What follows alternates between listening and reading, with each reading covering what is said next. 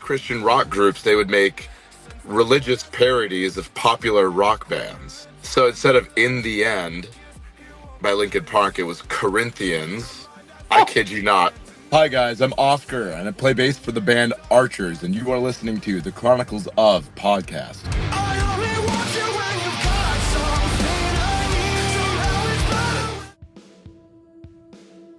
Hello world, Wednesday 13 here. Hey, this is Tom Stain. Hello everybody, I'm Ronnie LeDrew. Yes, my friends, my name's John Mahon. What's going on, everybody? It's Tom. And it's Jamie. Welcome to the Chronicles of Podcast.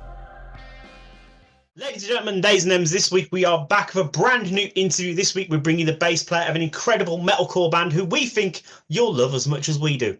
This week's guest is the first person I've ever Googled for research and had the search result come up with a Reddit thread called Lady Boners.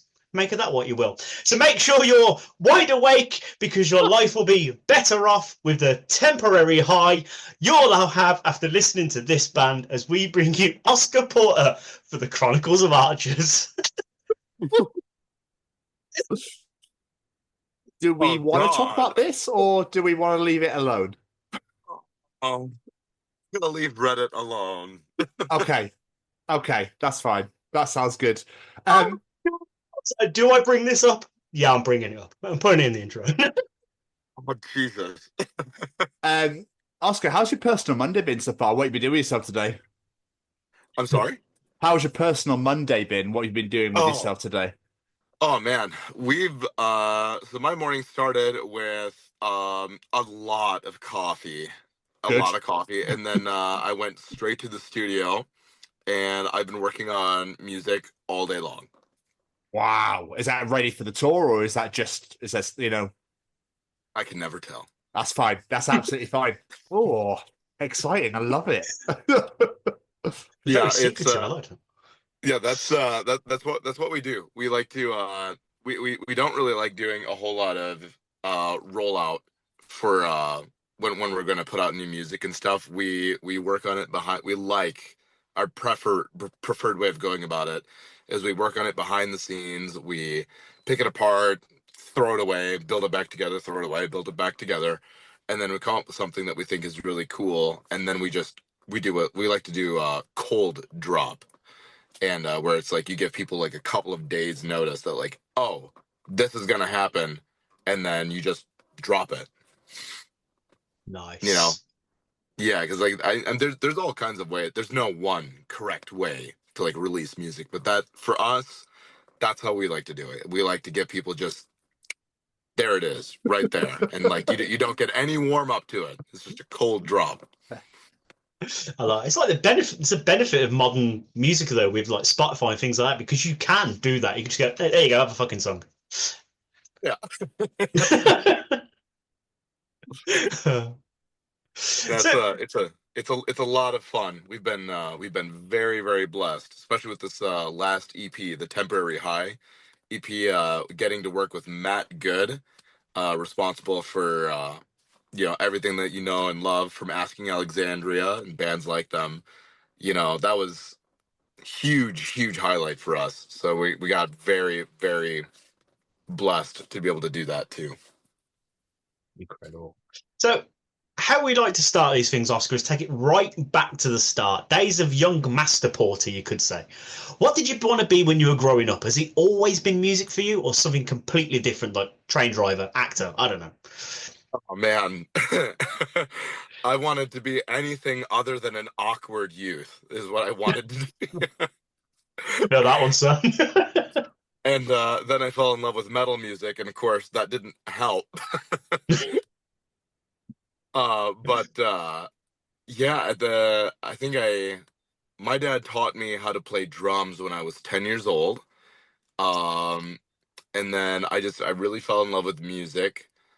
With like the big rock band at the time was a band called Switchfoot, and I fell in love with their album The Beautiful Letdown and Nothing Is Sound, and I just like I that sort of like alt indie rock sort of sphere really did something for me. And then it wasn't until like 2013 that I discovered bands like A Day to Remember and you know, and I was just like, oh my God, I didn't know like bands could sound like this. You know, I'd listened to System of a Down and like Disturbed and Breaking Benjamin. I didn't know stuff like that existed though. And you know, that was like that was the big awakening for me. So you said your dad taught you drums at 10. Like, what were your parents listening to there? What were you brought up on, influenced by? Oh my God. My dad was a hippie. And Awesome. so Love that. oh yeah. Oh yeah. So Pink Floyd was a big one. Mm. But he was an avid lover of blues. So like I got introduced right out of the gate to Chuck Berry and all the greats from like the blues era, and then all the way through like Leonard Skinner, Def Leppard, all of that stuff. Amazing. So obviously you said there you listened to a lot of the heavier stuff, Disturbed, Data Remember. How did you discover that side of the alternative music then? So so it's funny because my parents were very strict, you know, very conservative family, and so they didn't want us listening to contemporary rock and roll. They figured like pink, you know, 70s and 80s rock and roll was bad enough. And but then and I feel really bad because I hope my dad doesn't hear this. um they bought us these Christian parody CDs. And Okay. these Christian rock groups, they would make religious parodies of popular rock bands. Yeah. Okay. So instead of In the End by Linkin Park, it was Corinthians. Oh, for God's sake. I kid you not. Instead of Lose Yourself by Eminem, it was Look Yourself. Okay. And I got very curious. It was very well produced. It was very well produced, especially considering the times. And I was just like, wow, this music is so cool. And then I accidentally heard the original, and I think it was Puddle of Mud. It was Blurry, and then the one that they had was Flurries. And then I heard Blurry, and I started singing the Christian version, and I realized these aren't the right lyrics. What is this? And like the sound was different, and the vocals were different, and the instrumentation was a little bit different. And I was really like started paying attention, and I was like, oh my God, I love this. What is this? And so then I found out that like, oh, all of these songs that I like are not by this Christian band. So your dad accidentally brought you into the world of rock and metal while trying to keep you away from the world of rock and metal. Yeah, that's unfortunate. Really want to hear these, I won't lie. Oh, man, I felt so bad. Because like looking back, I'm like, oh, you had no idea. You had no idea. Like that like was brain altering for me. And like I needed to hear. I needed to hear the source material. And so that's what I did. I did my deep dive. That's also how I really got to love Eminem. Oops. Oh my God, I'm so sorry. That's how I really got to love Eminem and stuff like that. It was Oh God. yeah. Fucking brilliant. Dad, if you ever see this, I'm so sorry. Sorry, It's Mr. not, Porter. it's not your fault, man. It all worked out. Look at all the great things you're doing. It's fine. It's all part of the origin story. I'm so poor, but it's so cool. You're getting to come to the UK, man.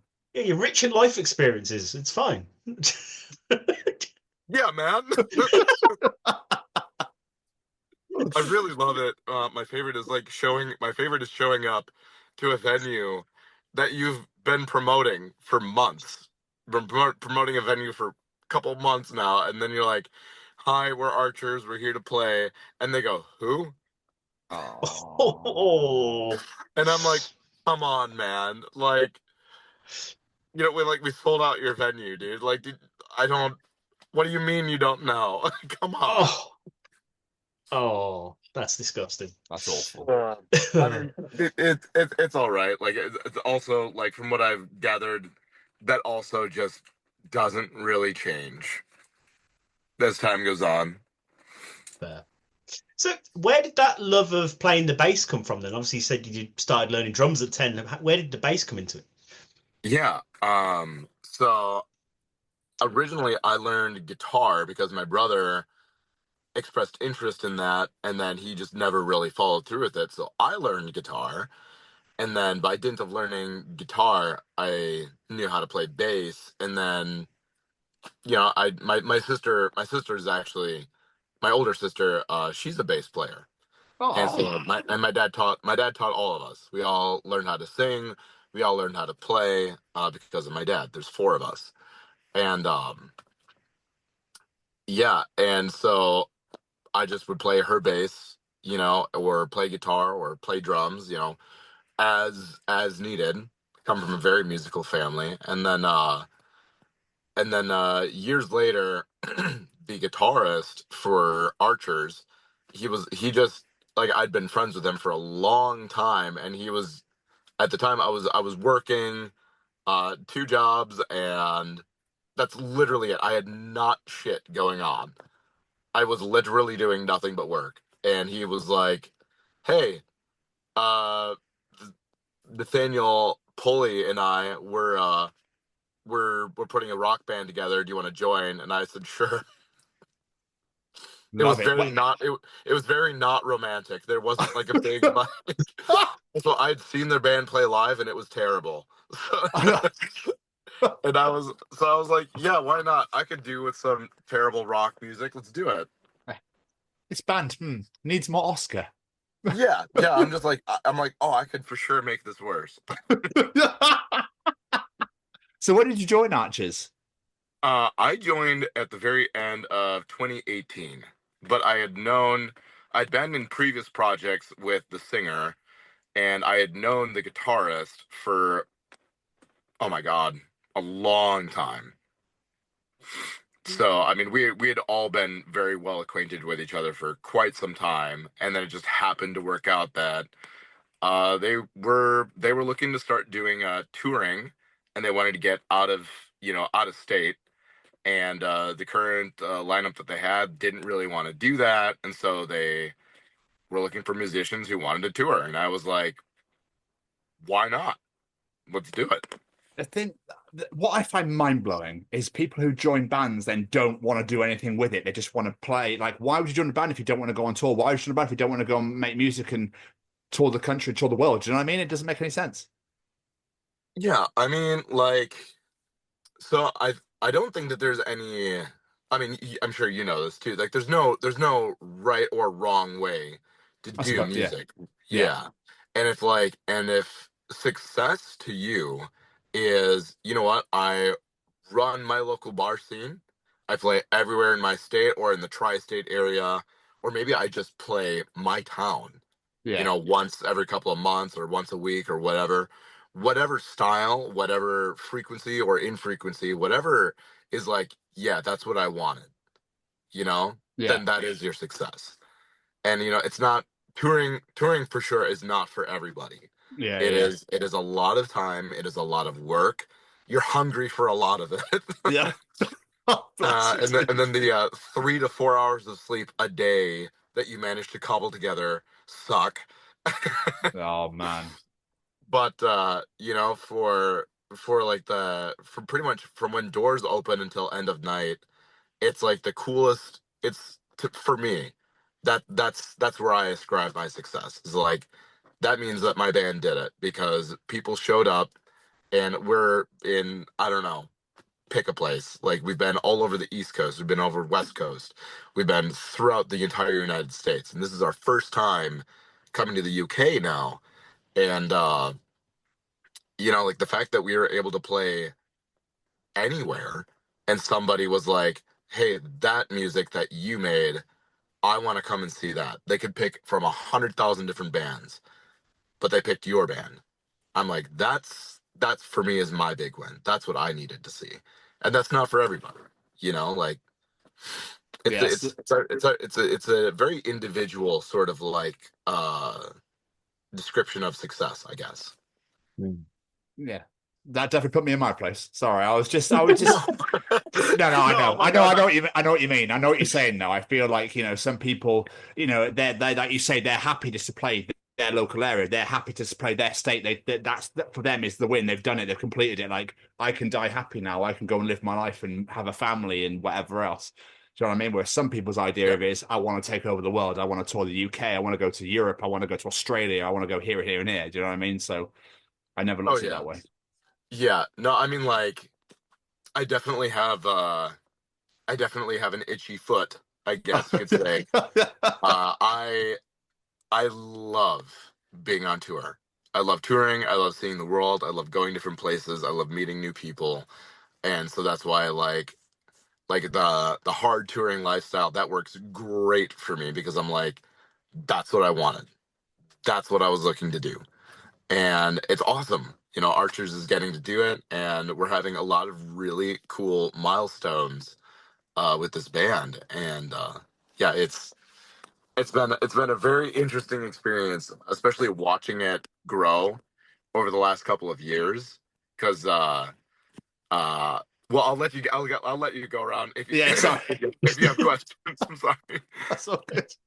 I don't know, you mentioned there you joined Archers in 2018, but I know you release your own music as well. I'm probably going to butcher the pronunciation for this, but Aranki, is it? Arankai? How am I pronouncing that? I haven't really got a clue. But the laugh completely fucked it. Well, it's Aranki now. I'm taking that. Yeah, let's see.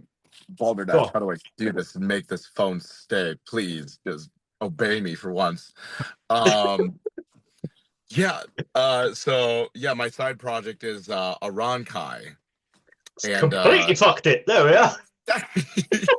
Well, to be fair, it's an entirely made up name. It does not exist. But yeah, I built it out of my favorite anime show growing up was an anime called Bleach. And the main protagonists, they were fighting these guys called the Arankar, and they were like the big bads.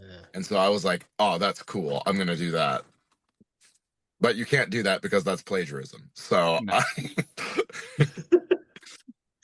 So when did you start doing this then? So it was born kind of out of like a mental, emotional necessity, because I love, if I had to choose doing one or the other, like either, and you understand, I've expressed like my love for touring, but if I had to choose one, either writing and making music or going on tour, I would rather make music. Like that is soul food to me.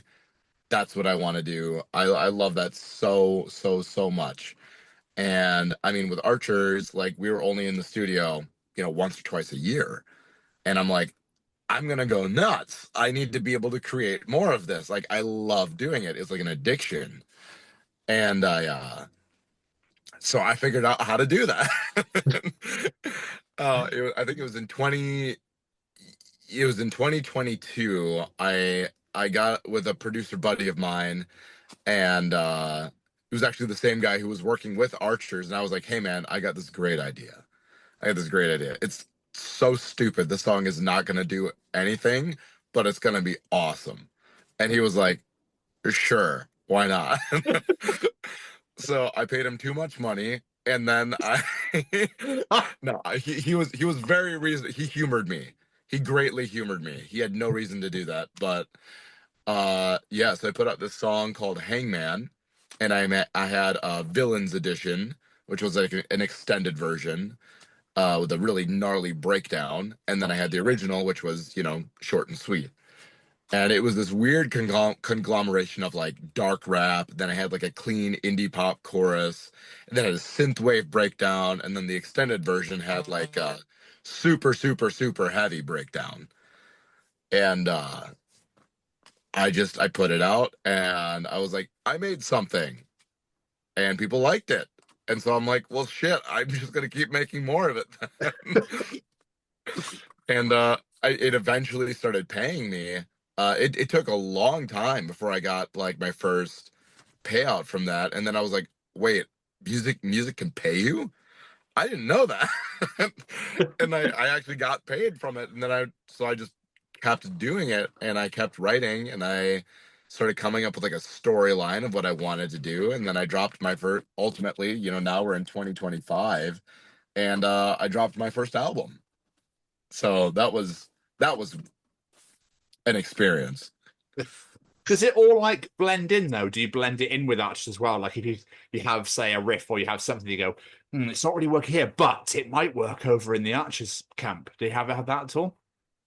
Weirdly enough, it ends up being kind of the reverse. Like I'll bring stuff to the Archers table, and if it's not something that we necessarily want to use, or if it's not, yeah, like I put out a song called Evergreen.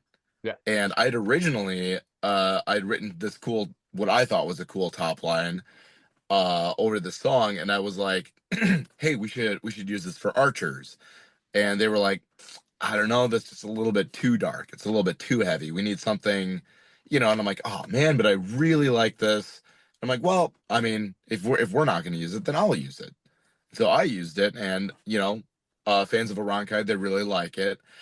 I don't know that it would have gone over as well as Archers, but it worked well for Arankai because Arankai is more dark and scary, I guess you could say. I use that term very loosely.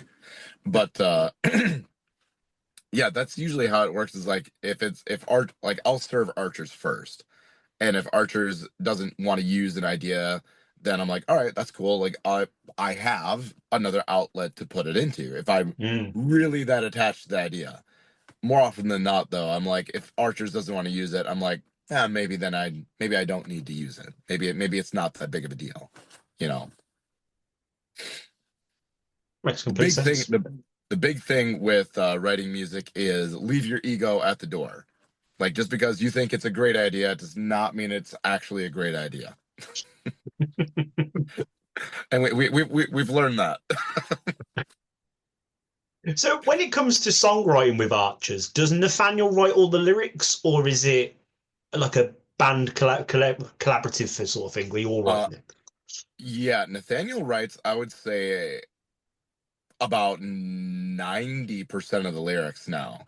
Yeah, I wrote, like, he'll tap me in to write some lyrics for pieces that he's either struggling with, or just kind of maybe just get like a fresh take, like Drag Me Out. I worked a lot on that song. Perfect Strangers, I worked a lot on that song. Never Enough, I worked quite a bit on that song. But yeah, I would say like just about everything. Well, actually, no, yeah, literally everything else is just him. Okay. Do you know where he gets the inspiration from his lyrics? Is it personal or fiction? A lot of it is very like it comes from personal experiences. That's where he seems to write like a lot of it is, well, anybody who listens to Archers, a lot of what they say is usually like it feels very authentic, right? It sounds more like a conversation than it sounds kind of like oh, I'm listening to like a radio friendly hit or whatever. It's like it sounds like somebody's talking. Like he would say those words in a conversation. That's how he writes. Like he'll put it in prose so it rhymes, but he writes the way that he talks. And that's how he also writes his songs. It's like this is coming from him. It's very visceral, it's very raw. Like you're not going to get anything else out of him other than exactly what he's thinking.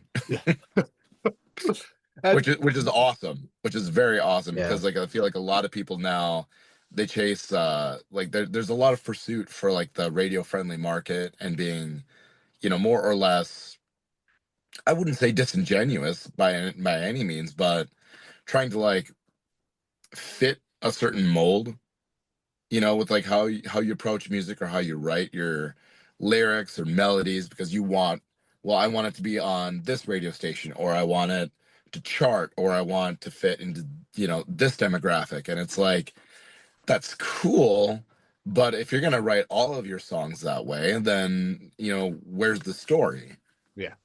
It's almost like you're not being true to yourself in a way because you're trying to cater it to whatever the media wants or whatever radio wants, whatever. You're not being true to yourselves. It's like, but we have to write this because this is how they want it this way. Yeah, well, it's like it depends on what matters most to you at that point, I guess. Where it's like, does it matter more that a radio station is going to pick up your song, or does it matter more that the fans who have taken the time to get to love and know your band, does it matter more that they are being fed in a way that matters the most to them? And that's not to take a dig at anybody who wants to be writing radio, big radio hits and stuff like that. I mean, like, who doesn't? I would love to be on the radio. That sounds awful. Well, Archers is on the radio now, but do you know how many years we weren't? Yeah. Most of them. Yeah. Most of them. But and that's I think a lot of people just kind of get distracted where there's not enough patience given to their project or themselves. And like, radio will happen when radio needs to happen. Focus on writing the very best songs that you can write, because you write the best songs ever, people are going to love them, whether it's on the radio, whether it's at a concert, whether it's on TikTok or whatever. Like, you just need to write songs that people believe in, because that's when a song stops being your song and it starts being the song. Love that. But I didn't realize that I discovered Archers in 2015 without even realizing I'd discovered them with the Weekend cover of The Hills. Absolutely unbelievable. And I went back to my Spotify and it's ticked, and I was like, oh, so it's in my playlist. I was like, oh shit, I had this like 10 years ago. This is insane. So yeah, that cover is unbelievable, by the way. Yeah, no, it's great. And the band broke up right after they put Did it they? out. No. I kid you not. So I got to be there for that. That was funny. It started going viral. Yes. And everyone started freaking out about this song. They all got scared. Okay. Of what? And they ran away. What the hell? Well, I mean, so a lot of the guys are fairly introverted people, and like it is a conscious effort to be like, all right, I'm gonna put myself in front of people and perform, and be like, I have to adopt extrovert tendencies. Yeah. And so yeah, watching that unfold was very interesting, because they were like, yeah, holy shit, this is blowing up. And then they were like, oh shit, it's really blowing up. Yeah. So there was other, I mean, it was also 2015. We were all quite a bit younger and quite a bit more stupid. And so there was also a significant amount of just being young and very stupid that happened all at the same time. It's a banger though. I hope it's a great cover. It's a great cover. I love that cover. You ask Nathaniel his opinion on it. See what happens. But, okay. I think at this point though, it's mostly emotional trauma. Like Vietnam flashbacks. He's just like, don't talk to me about it. Wind him up and be like, we're going over to the UK for the first time. I think we should put it in the set. See what he says. Watch him actually fight somebody. He would stop the set, turn around, and start beating all of us. And I honestly, I couldn't blame him too much. We don't want that though. We don't want that to happen. No, he's such an adaptive personality though. Like, I think given time, and if you explained like, hey, people would really want to hear this, he'd be like, all right, fine, I guess. Certainly not for his sake, but he's the type of guy who would do a lot of things for people because somebody else really, it matters so much to someone else. Yeah. Good man. So, going from the past to current day, you are almost about to release your latest EP, Temporary High, June 30th. How excited are you for you to get this out there? I know quite a few of the songs are already out there, but what people haven't heard, how excited are you to get that out there? I am very excited because Nathaniel wrote a song on this record that I think is probably one of his best songs. And I have personal favorites that Nathaniel's written, and he just, I don't know, he has, it doesn't happen all the time. It certainly does not happen like this for the vast majority of writers. But once in a while he'll come up with a song and it's just out of the gate, don't need to touch it. In fact, the less you touch it, the better. You know, it's like he did that with Before You Go was one of the big ones for me. I was like, I heard him, he just put that song out there and it was perfect. It was perfect from the jump. Made for Love is another one that I'm just like, that was another perfect Nathaniel Pulley song. Nothing changed on it. It was beautiful from the jump. And then this song is also, it gives me the same kind of feeling, but it gives me the same kind of feeling that I had listening to like early 2000s rock for the first time. That's what it reminds me of. And it takes me back to Simple Plan. It takes me back to Good Charlotte. It takes me good back to like all of these bands that I got introduced to by accident as a kid. And I'm like, I don't know. I'm very, very, very excited to I'm very excited for people to actually get to listen to that song in particular. I mean, the whole EP is unreal. It's absolutely unbelievable. Every song is an utter banger. Yeah. I actually struggled to pick a favorite, say, because I was like, because they're all just in their own right phenomenal. Dude, thank you so much. Thank you. That was I mean, it was our first time working with we had worked with the same producer for years. Yeah. Actually, I think pretty much since 2015. It had been the same producers. And those producers were not available anymore because they had their own stuff going on. And so we're just like, what do we do? And we locked in that deal with Shadowborn Group, SPG, with Shandan. And he said, you know, you guys could work with Matt Good. I know him. He's a great guy. And we're like, Matt Good, that's awesome. Let's do that. And, you know, but what that came with its own discomforts, and not the least of which being that it was Arizona in 120-degree weather.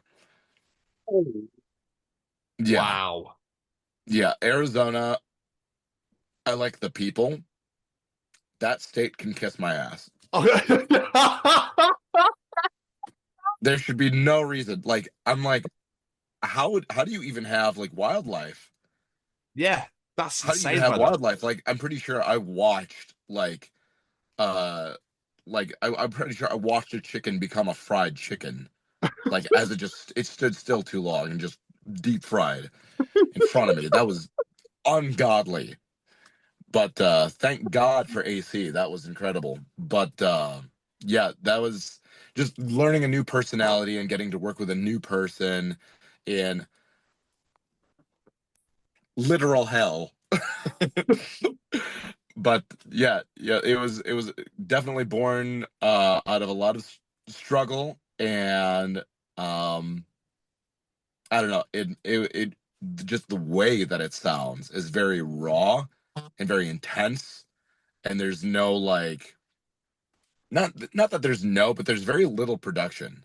It's very, very guitar heavy, and versus like other tracks that Archers has, like we love our production. We love big synthesizers and bass drops and little vocal diddly doodlies all over the place and stuff. So like this was like, I mean, Matt Good writes rock and roll. You know what I mean? Like those are some vicious records he's got under his belt. Yeah. And that's what came out. It was like this really vicious kind of kind of like fight riff kind of stuff. And like, I love it. I love that stuff. Also, I listen to that kind of stuff all the time. But that's besides the There's a lot of blends of different genres in there as well. Oh, you yeah. can feel a bit of funk, and there's a bit of R&B in there as well. There's like little hints and bits and drops. You're like, oh, just for like a verse, something. Like, oh, like you want to get up and just start dancing, and then lose your shit all over again. Oh yeah. Oh yeah. We threw a like a trap beat into one of the songs. I think that's it's in Never Enough. We threw a trap beat in there just because we could. I love that. Yeah.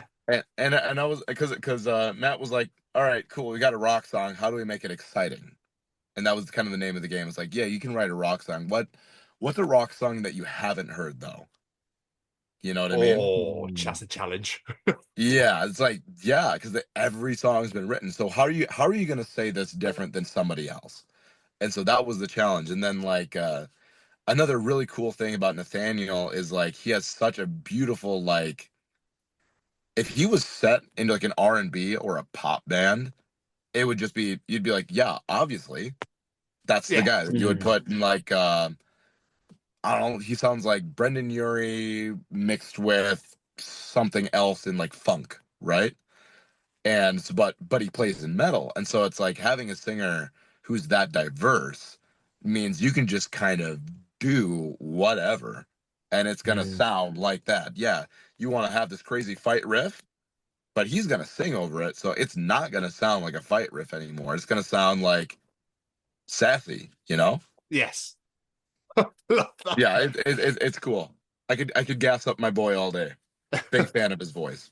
But do you both like, because obviously you do backing vocals, like you work together. So for example, in Never Enough, there's a blech in there. There's always got to be one in metalcore. There has to be. It's a main staple now. It has to be in there. But like, does he go, I want you to take this? Or do you go, oh, how do you feel if I took this bit? Or how does it work with you two? So Nathaniel is like, it's not that he doesn't hate screaming. He's just kind of tired of it. Okay. Which is why I do pretty much all of it now. Nice. And yeah, Never Enough was one. It was one of those songs where he was busy writing 4, 5, 6 other songs all at the same time, and so he was just like, all right, I need you to write this. I need you to do something. Take the song, write it. If I don't like it, I'll beat you up for it later. But no, he would never. I keep saying that like he's some animal. He's not. He never. He's the last person to ever do that. But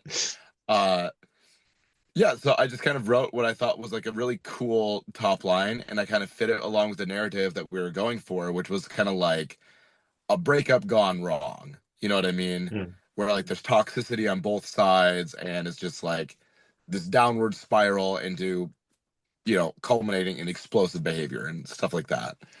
And so I'm like, cool, I can write like that. Why not? So, yeah, I took the lead on that one, and I wrote most of that. I wrote the black because I like it, and Pulley hates it. Oh, why? It's got to be in there. It has to be. The Blair guy will love it. I know. And he to his credit, he was like, it sounds sick. I just hate it. Because he's also he's very like, if it's already been done, he doesn't want to do it again. You know what I mean? Okay. And so he's like, all right, everybody's already done this. I don't want to do it. I want to do something else. And I'm like, but it's right there. It just transitions right beautifully. Do you know what I mean? Yeah, I think I'm sick. Yeah, I had to work up a lot of phlegm to be able to do that, and it made me sick to actually do it. I hate that feeling. It's such a gross feeling to have in your throat, but it sounds cool though. It sounds amazing. Yeah. But we'll talk about then, like the sound and how all the different blends. But if you listen to old Archer stuff, the new stuff is very different. What brought on that change in sound? It was just kind of like kind of an kind of an evolution of just like, what do we like as individuals like, and less of just like, all right, this is what's happening in metalcore and this is what people are doing in like our spheres. That's cool and all. What do we like? You know, like for me, I like really, really dark, really, really heavy music.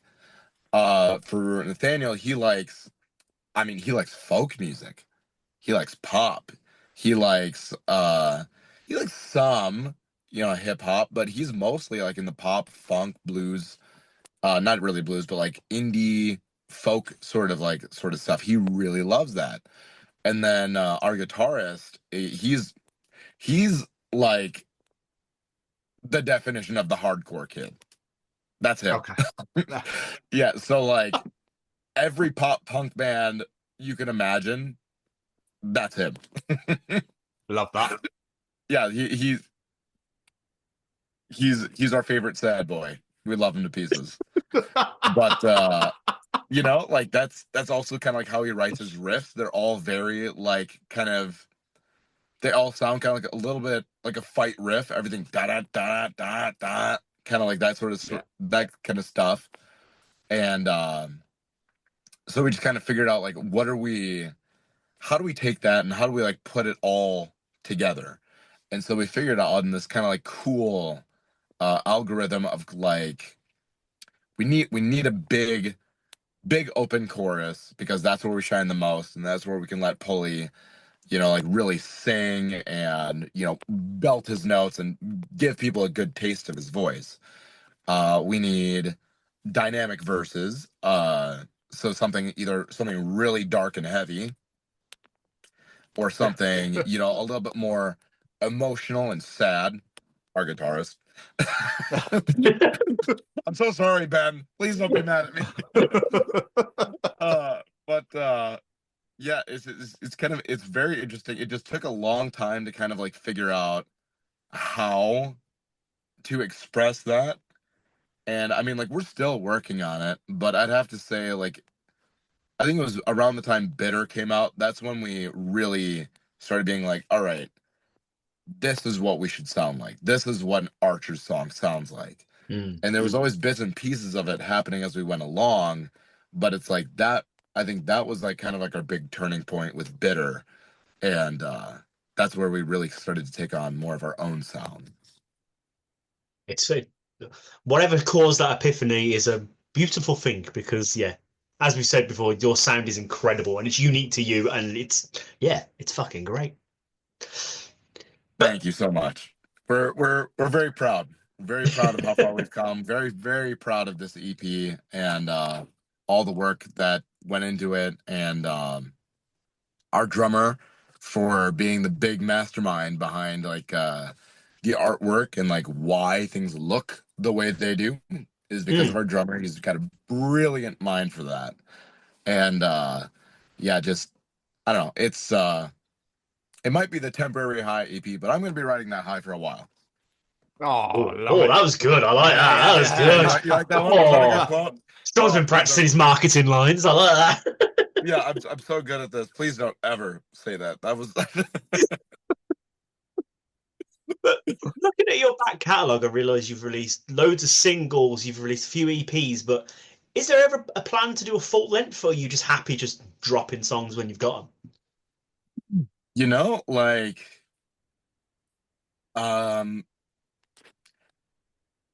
so there's a couple of different things that we could do. Like, they're part of like signing this short record deal that we did with SBG was to give ourselves a chance to save some of our own money, because that was also kind of a wall that we had consistently run into. It was like the paywall, right?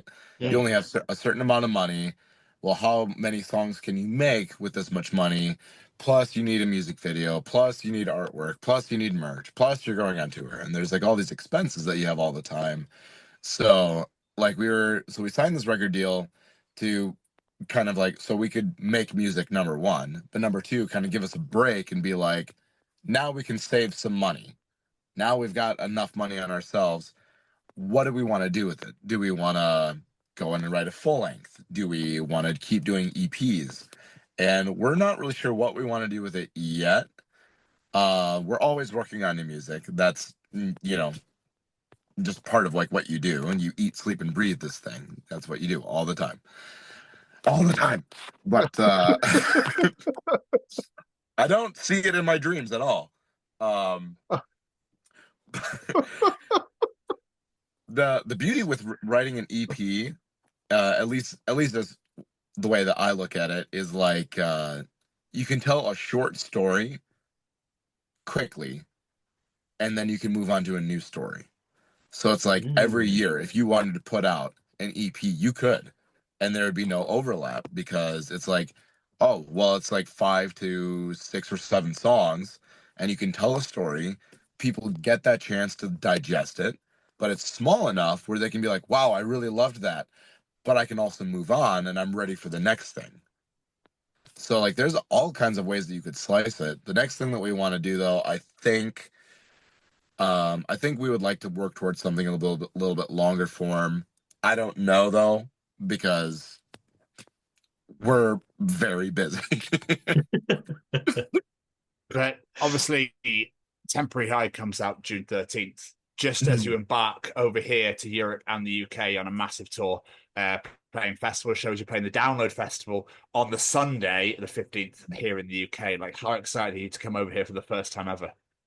Oh my God. We're all collectively losing our shit. Okay. We're all we're like, wait, what? Of you sure? Like, I think there's definitely a healthy portion of us that still part of us that still kind of is like, oh, you're just that little band that has a U-Haul trailer and a van, and you're touring, the Midwest. I think there's still a little bit of that, small band syndrome thing going on, and like, we're not there anymore. Now, like, we seriously have to look at things like, we need a bigger vehicle. We need to bring more crew with us because we have more jobs to do. That's just where life is. It's not an ego thing. It's just what happened. And like, getting to the point where it's like, hey, you're being invited overseas and it's not charity. Somebody wants you there. Dude, it's going to be amazing to have you over here. Like, you're playing London on June the 18th, and I'm going to get my ass there. I tell you that right now. You're playing the Black Heart in London, so I will 115,000% be there for that. Very, very excited. But like, and then, God, we just sold it out. No, damn it! Don't worry. You will be there. I will make sure that you can be there. Oh no, Oscar, no. I didn't have to do that. That's not what I'm getting at. But I'll just be outside, like, I'm enjoying it. Just look at the window. Nonsense. Ben Bruce is our manager, so he will make sure that you guys get in. Oh, way too kind. Thank you so much. I was going to say as well, obviously you're embarking on a massive US tour in July with our very good friends and the lads in A Virtue, which is going to be sick as fuck. Very excited for that as well. Like, obviously you've been to the US quite a few times. Like, are you excited to get back on the road again and show off this EP to everyone? Oh yes. No, I'm very excited to we get to play. I think this is the longest set that we've ever played. Okay. So we get to play literally everything that we want to play is going to happen on this headline tour. And it's with all of our friends. Like, we've known the Virtue guys for such a long time. Rivals is going to be on it. We've known Rivals we've known them for forever, but like, we've never gotten to play a show with them, and everyone's wanted that, and it just never worked out until finally now we get to play with them. And then we've got Dead Eyes, and Dead Eyes is crushing. So this is probably going to be, this might be my favorite tour ever coming up. It's going to be which is going to be the Catch Your Breath tour that we did at the start of the year. Yeah. That took my place as like favorite tour ever, just because of the bands that we were on tour with. It was just so much fun all the time. Like, backstage was a nightmare because we were just constantly just being dipshits. It was great. We're just always teasing each other and making fun, and like, just always great. And then everybody who showed up at the shows for the Catch Your Breath tour was just, I don't know, just like it was like all the best people in the world were all in the room at the same time every night. So I don't know, something inside of me is telling me that this the headline tour that we have coming up in July, I feel like that's gonna be the next big one. That's probably gonna take the crown on top of my list. I'm very excited for that. And then Okay, you've man. just announced a support slot with nothing more in 2026, doing it all again. Like, it's so well deserved, though. It's so well deserved. You deserve to be doing all this. Man, I don't know about like I get kind of uneasy around that word where like, oh, you deserve it. And it's like, I don't know that anyone deserves anything. You know what Apologies. I mean? No, no. Yeah, you know what? I'm going to contradict everything that you say going forward. You're always wrong. Sorry, Oscar, I'm so sorry. I do apologize, sir. Sorry, sir. Sorry, sir. You're gonna set the fan on if you're not fucking careful. No, I just it's just one of those words where I'm just like, man, deserving something comes from places like, oh, I was entitled to this. And I'm like, no, because like I've seen so many bands and so many wonderfully talented people and they've never gotten their shot. Yeah. And I feel like that's so terribly unfair. But there's also, it's just, you got lucky. You got lucky. Let's call it what it is. You got lucky, and someone somewhere decided that your little band was the one that they wanted to stand behind.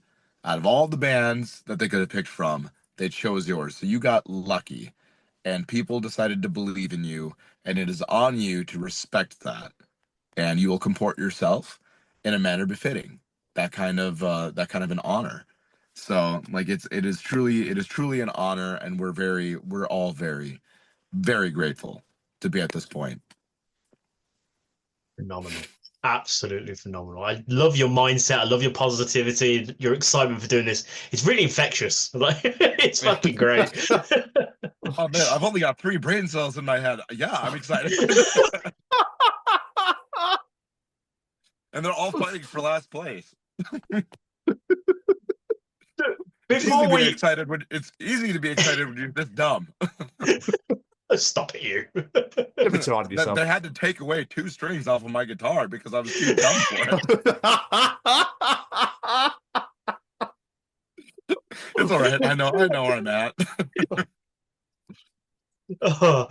Before we get out of here, a question we like to ask all bands and musicians: if people are listening to this and they're going, I like this guy, I'm going to go check out his stuff, if they're not already familiar with you, what's 2 or 3 songs from the back catalogue that you think people should check out that can really give a feel for what Archers are about? Oh man, just 3. I think if you wanted a great introduction to Archers, I would start with Bitter, because it's got a little bit of everything.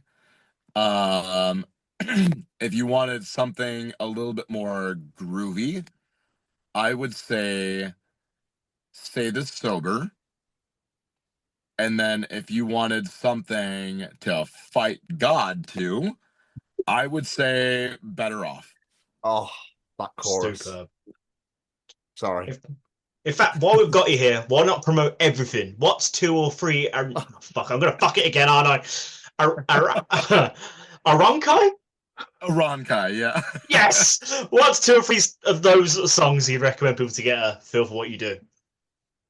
Oh man, shit. Dead Throne, Contortionist, and Second Sight. Love it. Love it. Those Oscar. I think those are my favorite. Those are my favorites that I've done. If I had to pick between Second Sight and Conquer, though, maybe Conquer. I don't know. I like all of them very much. That's the best part about having like the solo project, is like I get to make all of my favorite songs, whether they're objectively good or not. I'm just like, I thought that sounded cool and I really liked it, so I put it together and then I put it out. I love it, and it's fucking great. The album is superb. So Dude, thank you so much. Thank you. Mr. Stevens, do you have any more questions for our wonderful guest? I do, Oscar. When you first started out on this journey, and your dad was giving you, Christian rock songs of covers of the actual songs, that sort of thing, and you embarked on this journey playing drums, playing guitar, playing your sister's bass, etc.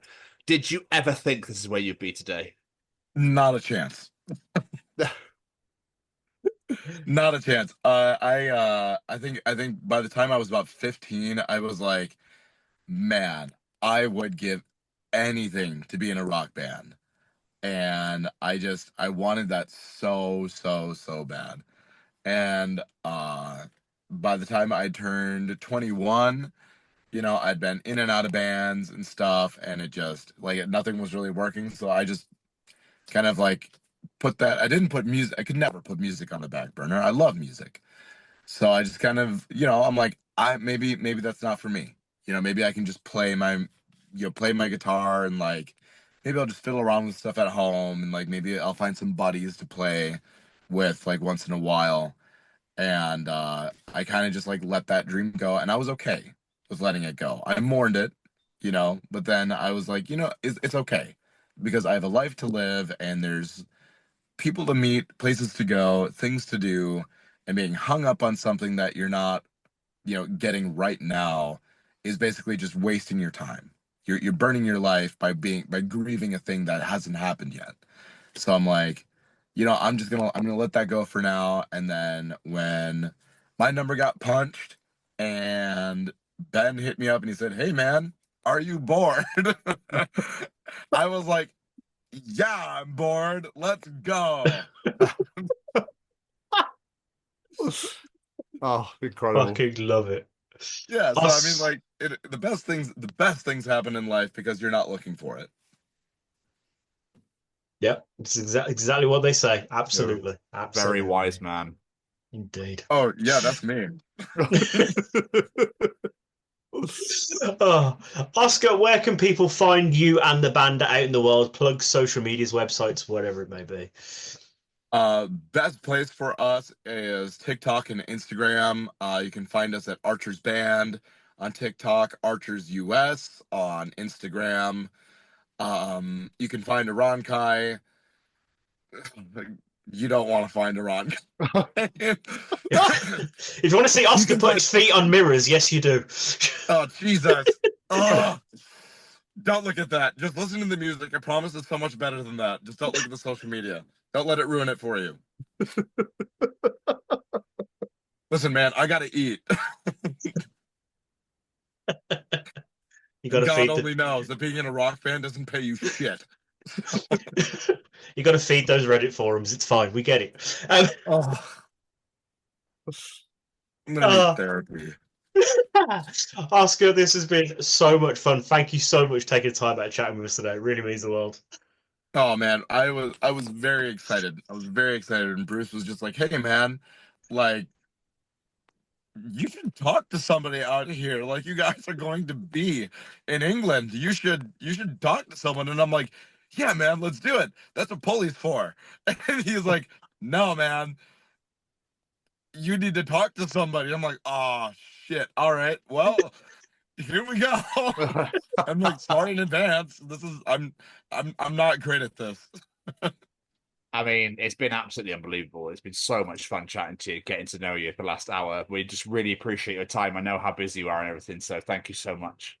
Oh man, I'm stoked to be here. Thank you guys so much. I cannot wait to see the reaction for everyone to check the EP out. Friday, June 13th, might I add, is when it is out all over the world. And I'm very excited to come and see you in the middle of June here in London. Very excited as well, my friend. Thank you so much for having me. An absolute pleasure. You take care of yourself. Enjoy the rest of your day. And yeah, hopefully we'll catch up soon. Awesome. We'll see ya. Cheers, pal. Take Thank care. you so See much. you later. Bye-bye. Bye. Hi, everyone. Welcome back to another edition of the Chronicles of Podcast. The Chronicles of Archers. What a band, by the way. Go and see them. Download Sunday. I think they're on the Dock 2 stage. They're down on one of the lower stages. So go and see Archers. You will not be disappointed. Because they're going to be great. But Jamie, back for another week. How are you? I'm very good. It's a lovely daytime recording, so I'm fresh as a daisy. We love it. Are you actually, though? Yeah, I am actually. How fresh are daisies? Daisies That's a very good question. There's quite a lot of them, isn't there? They're just like, aren't they technically weeds in a way? I don't know. Are daisies weeds? Because they grow everywhere, don't they? They're just, and then people are like, I've made you a chain. Oh, it's broken. Oh, you're no prick, then, aren't you? You've broken my daisy chain. But it's the softest, tiniest little thing you have to tie together, and it's just always going to break, isn't it? I don't know how people do them. Because No, do I. Split the stem in half, don't they? Probably because all the nails, I can't fucking do them. But I don't know. It's crazy. So Kelly got me watching a reality TV show last night called Virgin Beach. Oh, okay. Right? What were you going to say? I was going to say it's Virgin Islands because I was going to mention this, but is it Virgin Beach or Virgin Islands? The one on Channel 4. Virgin Islands. I've literally just watched this as well. So we watched 4 episodes, I think, and I was a bit like, they will literally make a reality TV show for anything, won't they? Yes. For absolutely anything.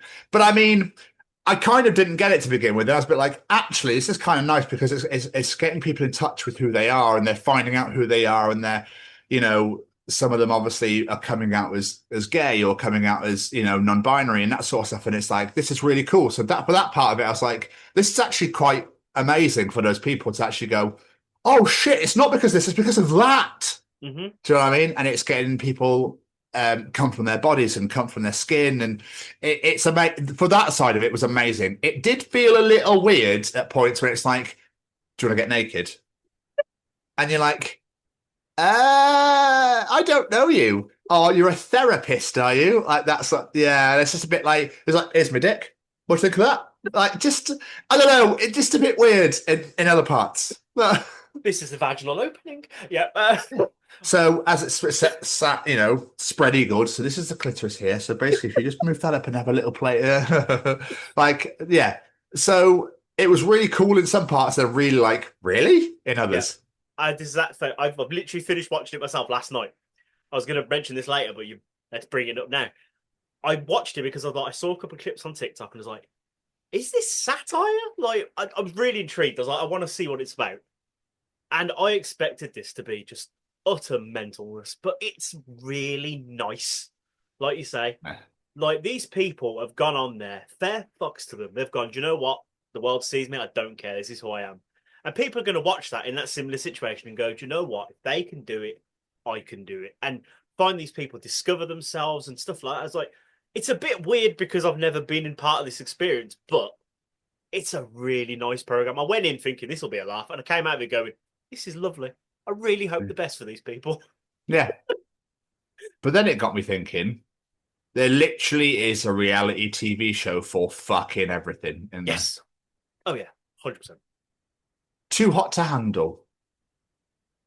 You can't have sex and you win a cash prize. What? That's a thing? This on Netflix. X on the beach. I've heard of this, but I don't know what it is. Where exes get together and then start to mingle with other people. Weird. Married at First Sight, obviously, is a very, very popular one that everyone absolutely loves and adores. But who the fuck's got the balls to do that? Yeah, it's another weird one. Yeah. That makes me uncomfortable. The ITV one, My Mum, Your Dad. What? With Davina McCall. I've never heard of that. When their kids have set them up and they don't know. That's just Parent Trap in reality. Okay. Yeah. The kids have said, you've been lonely for so long, Mum, go on this show. And then someone would put their dad on there as well. And then weird.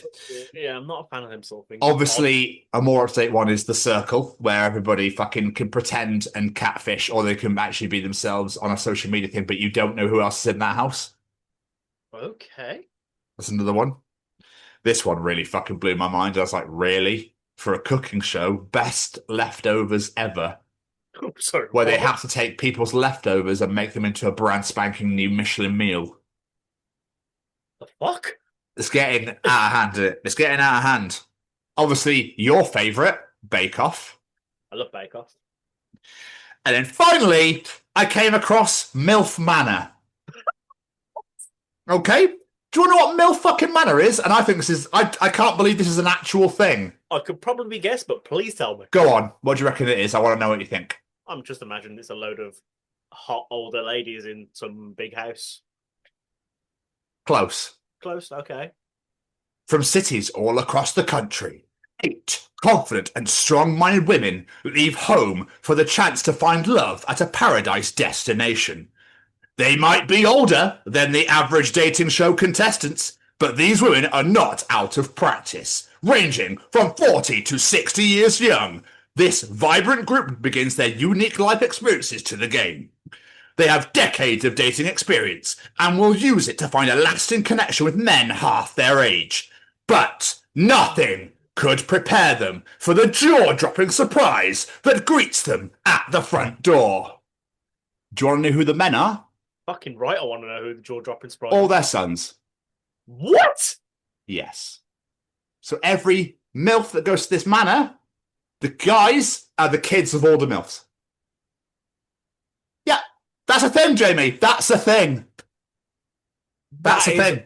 all kinds of level of fucked up. Yes, exactly. And that's where reality TV go, like, no, I'm going to check out now. Thanks very much. I'm good. Oh my God, who the fuck thought this was a good idea? Who would sign up to this? What? Yeah, I know.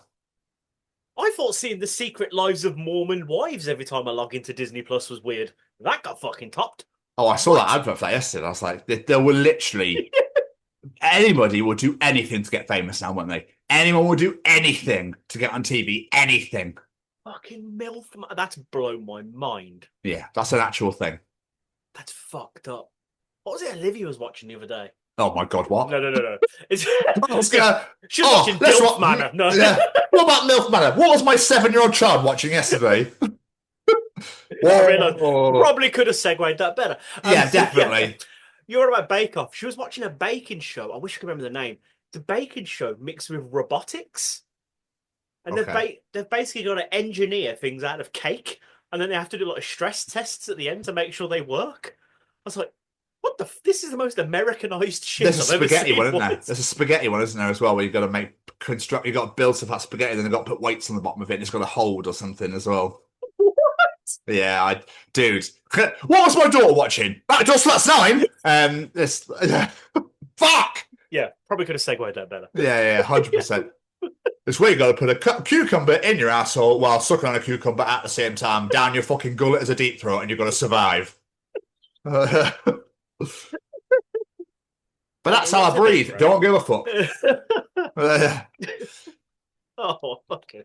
I'm still mind blown over MILF Manor.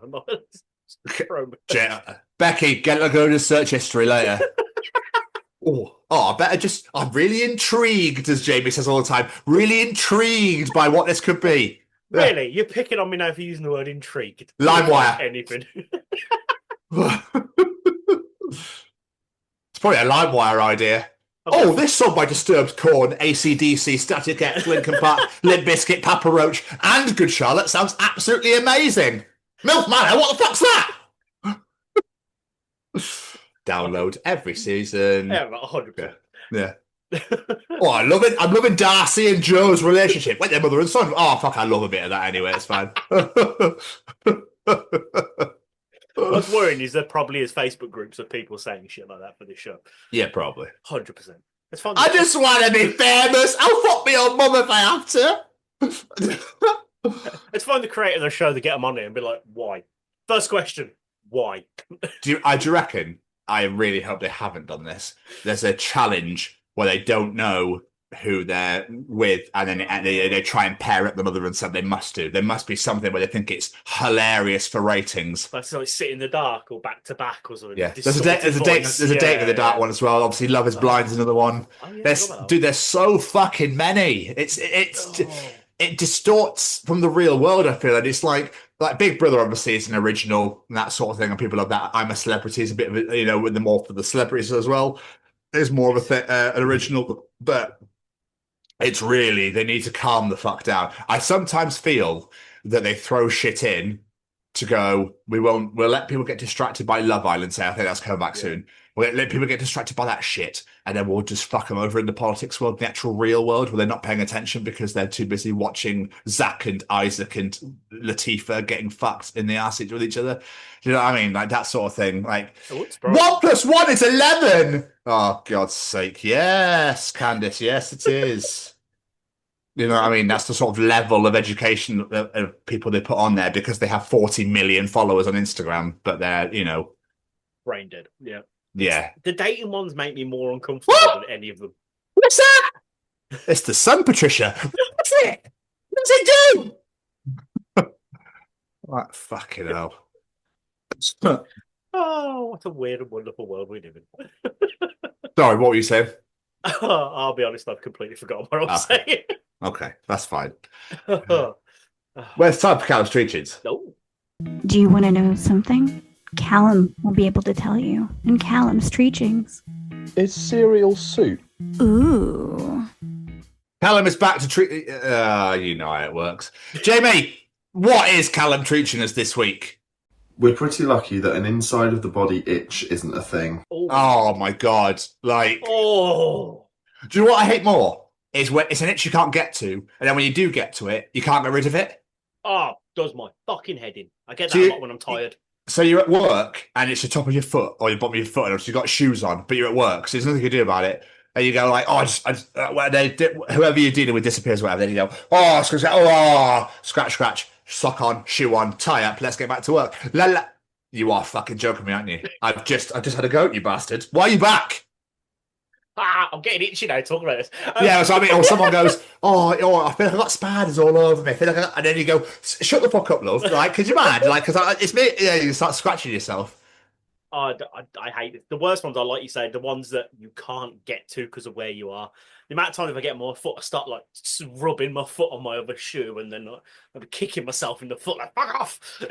Or it's right in the centre of your back.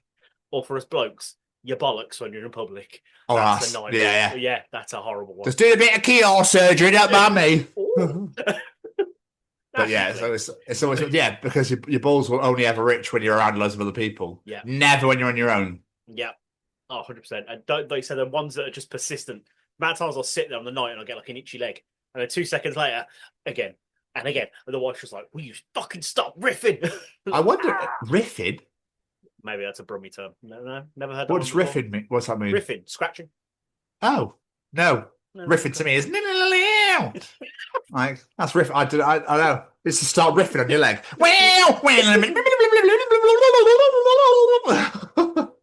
Why are you doing a fucking slash solo on your thigh? Are you okay? Jamie, it doesn't even work. You're making the sounds with your voice, with your mouth. It's not even a fucking guitar, mate. What are you riffing on your leg for? You fucking weirdo.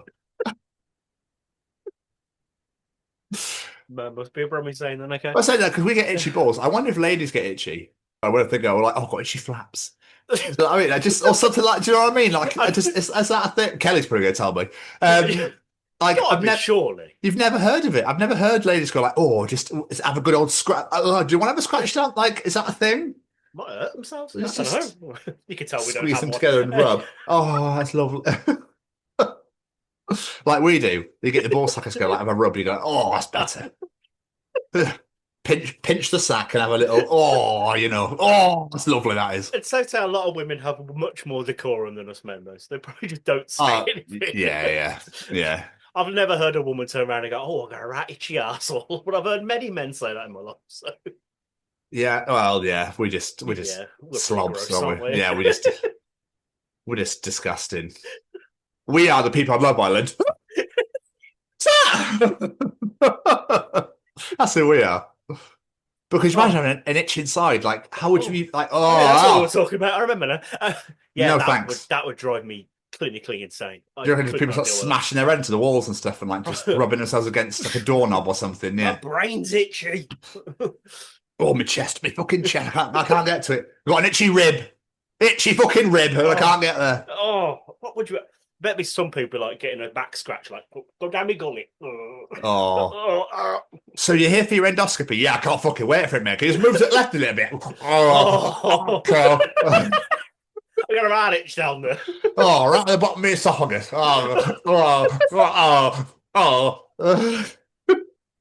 That is not a noise I ever want to hear you make again. So good. Fucking hell. Oh. Jamie. Horrendous. Yes, sir. What else is Callum treating us this week? Somewhere between a toilet and an ocean is a body of water which has shit in it that people feel is acceptable to wade in. Where are they wading in it though? Imagine like rivers and shit like that. Where Yeah, but you don't see floaters in it, do you? no, but still like particles. I guess are going to be in there. That's like poticles, yeah. Pooticles, that's the one. Ah, it's a beautiful, lovely stream from the springs of Mount Snowdonia. And it's just fresh to drink, is it? Yes, lovely fresh to drink. It tastes a bit like shit. Yeah. This coffee tastes like shit, Basil. I'll go for a nice wade through all this. Let's go for a lovely wade. It's so boiling out. It's got a bit of a stench.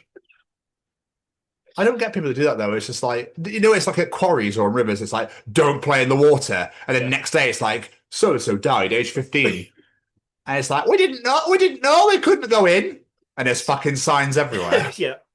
But even generally, you see these like movies, like teen movies, that are like, oh, we're going to just jump in the quarry, like jump off these rocks into water. Fuck no. Are you mad? Oh yeah, there's not base jumping. Is it base jumping? No idea. Where they jump off the cliffs into the water, but it's like a fucking cliff edge. Have you seen on the dog doing it? Mm. The dog gets really fucking excited. It's like, and then just bounds itself off. Yeah, absolutely incredible. I saw an incredible video actually of this sort of thing, but it was only a little bridge in the water. It must have been about 5 foot, 6 foot. It wasn't very far, but his dad was already in the water, but his kid was fucking shitting himself. And obviously everyone was like cheering him on, going nuts, going, "Come on, Corey, you've got this, come on." And he's like, I don't. Obviously, he's only young. Yeah. Beautiful moment. The guy behind walks up and holds his hand out. And he's like, "Come on, we'll go together." And he goes, on three, yeah, on three. And then they go together, and it's a beautiful moment. I just thought it was really nice. Genuinely thought you were going to say, the guy behind him. No. Come on, hold me hand. You're my son now. Fucking let's go. Dad's like, shit. Wading in the water. I need to get out faster. Fuck. Floater, fuck. It's like a weird, not frogger, like the things you got to move up and down to avoid the fucking things coming out. Yeah, it's just like poo coming at him everywhere. It's like shit left, shit right, fuck. You know what I mean? That sort of thing. So I got my left and right mixed up there, but it's who gives a shit? Just for the joke, isn't it? Who gives a fuck? Yeah, just does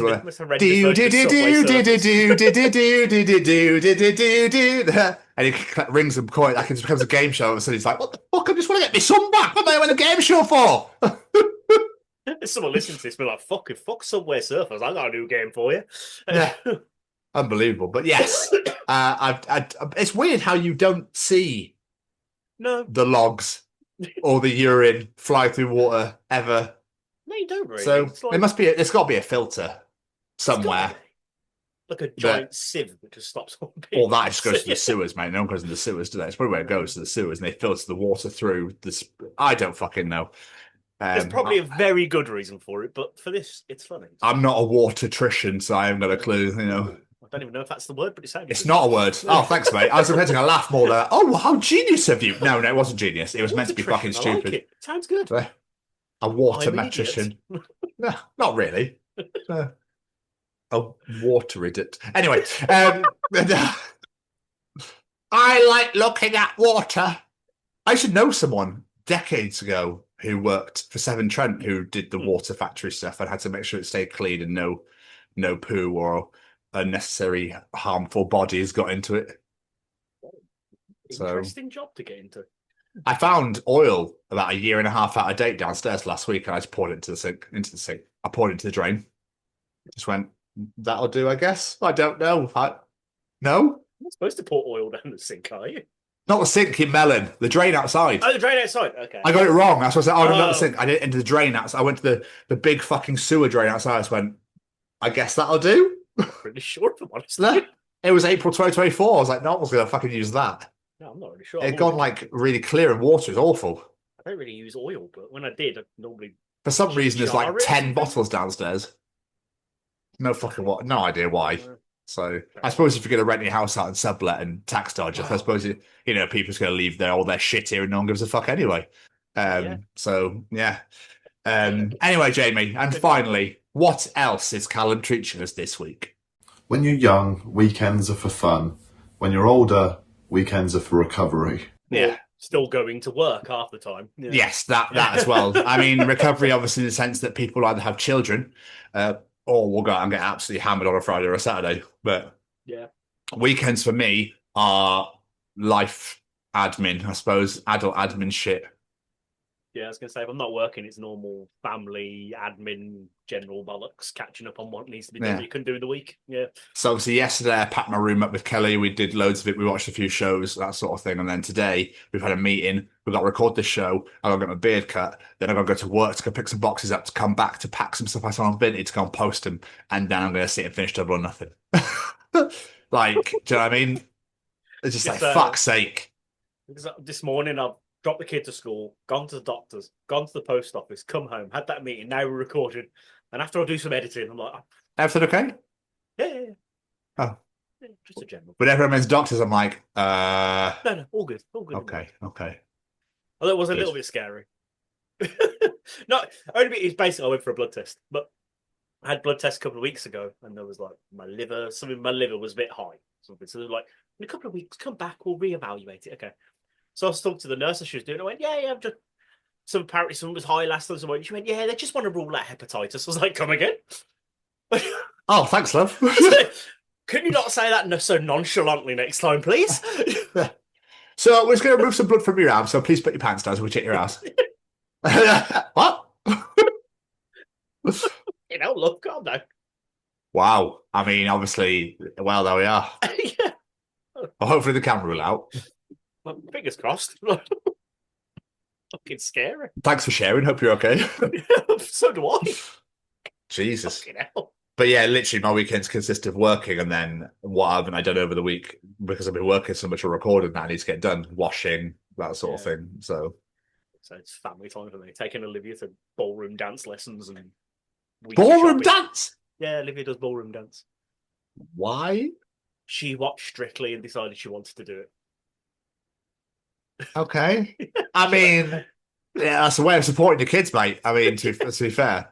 So, did watch Moana and want to control the oceans? Is that one? Wouldn't surprise me, to be fair. Becomes a goddess out of nowhere. Like, what the fuck? I mean, it wouldn't surprise me again. Like, she wants to be a world famous singer and dancer, so that's part of it. But you tell her to sing in public, she's like, no. So she's loving dancing, ballroom dancing. Then how's she been that for? Not long, 3 or 4 months. She's getting there slowly. She's a very shy child, so it takes a bit of to get out of her skin to actually like proper go for it. But yeah, bless her. She enjoys it. That's all that matters. Thanks, Callum. Appreciate your time, my friend, as always. Love it. Absolutely love it. Before we got to Callum's features, Jamie, you got pissed up. No, I'm joking. You said you had something to bring to the table. I did. I don't want to say story time with Jamie. That's your bit. But I discovered a fucking story the other day, and I was like, this is one of the most British things I've ever seen. But also, I can't decide if it's great or weird and awful. So I'm going to let you be my decider on this. You might have already seen this. I found this on ITV. The iconic sausage roll from Greggs is set to be unveiled at Madame Tussauds. Yeah. What the fuck? So I'm going to Tussauds for my birthday next week. Yes. And Kelly was like, sent it to me, and she was like, "Oh my god, this has to be here when we go." I was like, "Why? Just go to Greggs." Get a real one. Why do you give a fuck about a wax? She's going to message me when she's watched this and go, because this reason. But it's just like, I think then her mate's boyfriend, Gareth, was like, why don't you swap it out or something? I was like, well, why? Why'd you put a real one in there? Like, that makes no sense. You can't eat a wax. Why is there a Greggs sausage roll in Tussauds anyway? Apparently it's going in the culture capital zone, sitting alongside the likes of Shakespeare and Churchill. Apparently that's how high we regard a Greggs sausage roll in this country. Which is what I mean. It's the most British thing I've ever seen, but it's fucking dumb. Why don't you put fucking Lidl's middle R next to it? As well. In fact, there's a quote here from the studio manager of Madame Tussauds: "The Greggs sausage roll is synonymous with British culture. We just fuck had off. to put it in our culture." No, you don't. No, you don't. Our artists have put in numerous hours to capture every detail of the popular menu item, The pressure was on to capture it perfectly. Who Yeah, was because putting that people will pressure walk on? in there and go in there and be like, it's not Greg's sausage roll. You've not got 5 lines, you've got 10.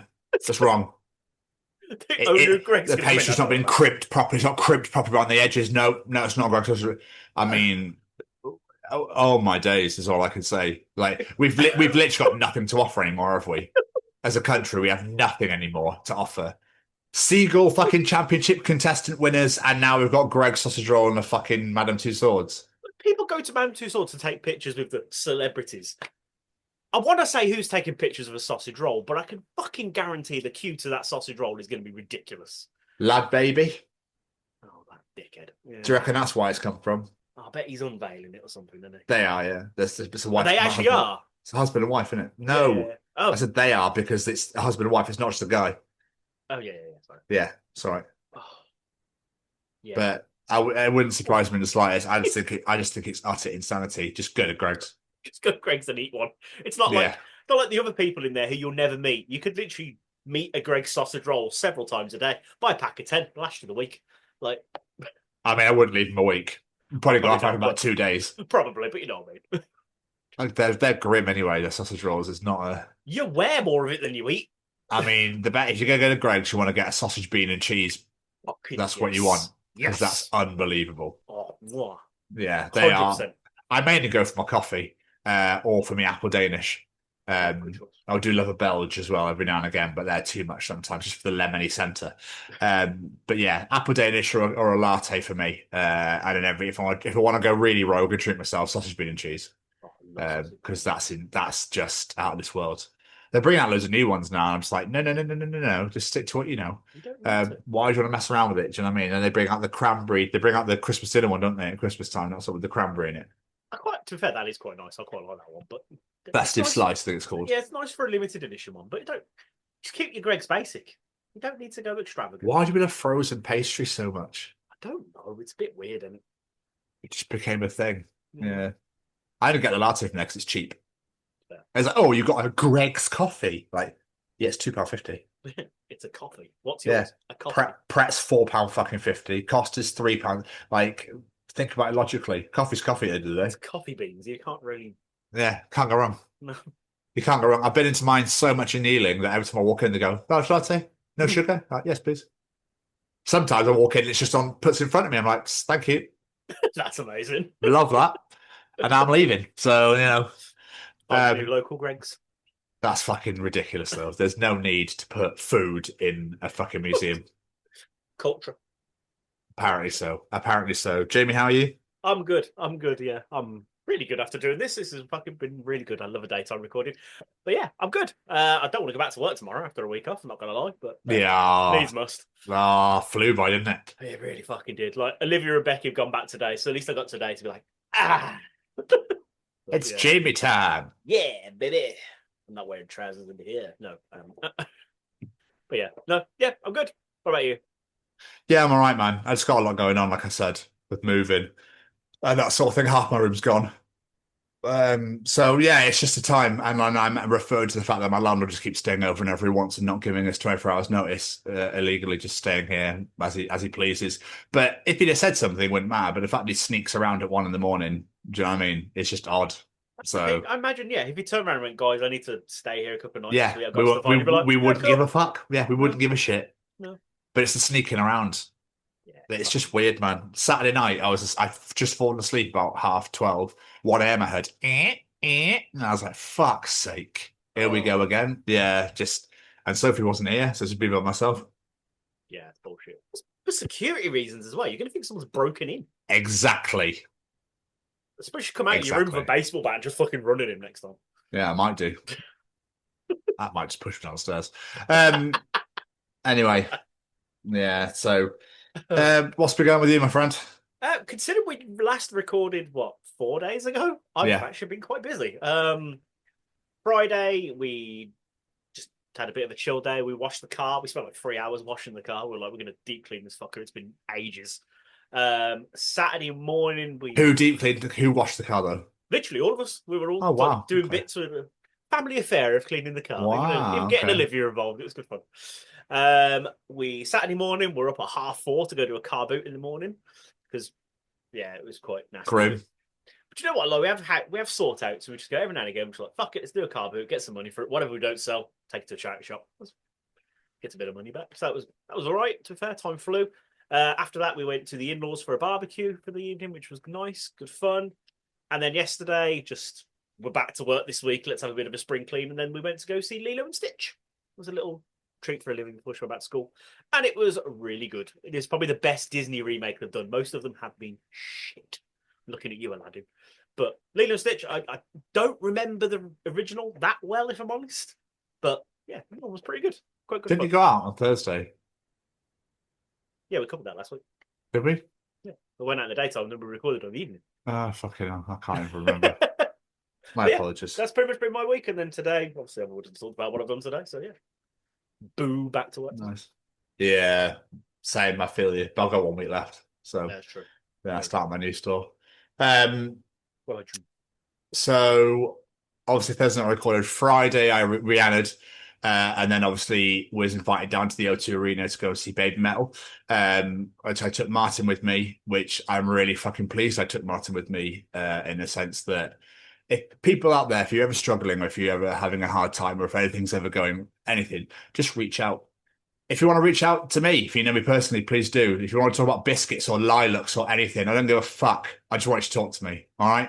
Yep. I'd rather hear your problems than hear your eulogy, put it that way. So if anybody out there is ever struggling, is ever having a hard time, anything at all, talk to somebody. Just talk at them, talk to them, whatever. I will happily listen or I will respond, whatever you want. Yep. All right. Don't struggle in silence, please. Okay. We're all friends out there. We all will care. And, we all care about every single one of you. And if you listen to the show, we appreciate more than anything. So, I just wanted to get that off my chest. So I feel really bad because obviously you were meant to come with me and I didn't want to say anything or send you anything because the show was fucking superb. I'm not even a fan of BABYMETAL, but oh my fucking God, it was unbelievable. It was unreal. The pyro, the fire, the stage setup, the show, the presentation, everything about it was just ridiculously good. It did look. I've seen some clips. It did look really good. The crowd were on fire. It was so loud in there. Really? One thing I loved particularly more than anything, there was cameras set up everywhere, and we were sat. So where the stage had come out and it had the podium in the middle, we were literally sat directly facing the podium. Hello. So we were literally about 5 or 6 rows from the floor, from the standing. So when the songs weren't playing or people weren't on or whatever, the cameras would go around the crowd. And every time a child came on, rocking out, dancing, whatever, the crowd went fucking apeshit for them. And you could the smiles on their faces, like they were loving it. Everyone got cheered anyway, but when kids came on going nuts, oh my God, it was, I thought the roof had blown off the place. It was amazing. That's awesome. And like I said, I'm not a fan of BABYMETAL at all, but they were unbelievable. Unbelievable. Bambi Thug was really good. Not my cup of tea at all. But Poppy was out of this world. The funny thing with Poppy was when her last song finished, she waved to the crowd and just walked off. Like there was no like, thanks very much. It was just gone. It was just a like end. Like, oh. Okay. And that's what she does apparently, because she doesn't talk. Oh, okay. So apparently Kelly was sending me her YouTube videos. She never spoke then either. It was like a robotic voice thing. So she had a voiceover playing where it's like, hi, London, and that sort of thing. But it was like, she never spoke. Oh, didn't know that. Okay. So, and Bambi Thug just had like T-shirts. What do they fucking say? Something about gay people and like obviously advocating for trans rights and that sort of stuff. Like there was all that sort of thing going on. I know they do a lot of activism stuff. But we left before the encore because we were never getting home otherwise. Fair.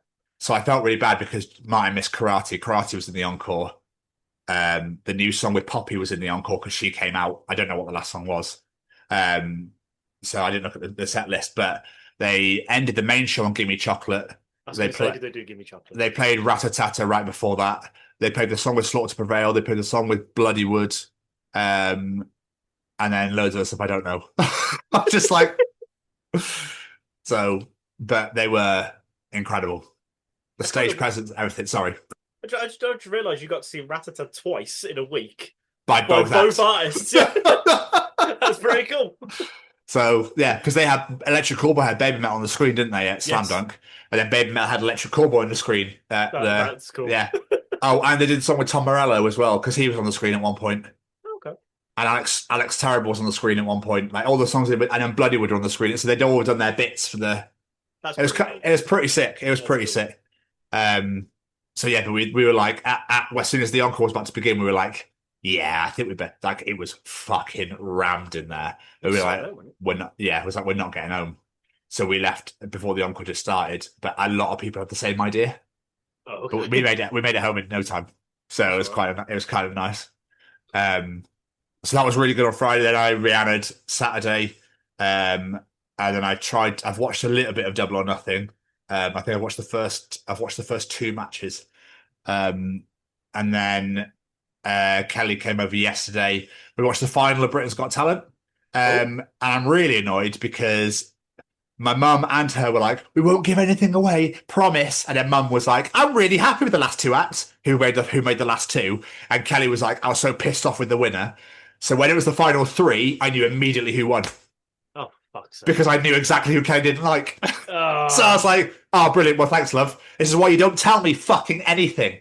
Because I could decide. So when mum was like, "I was really happy," I knew exactly who one of them were. And when Kelly was like, "I was so pissed off with the final, with the winner," I was like, "I know who it is now." Before it had even been announced. So I was just like, "Don't fucking tell me shit. I'm clever. I can work stuff out for myself, you know?"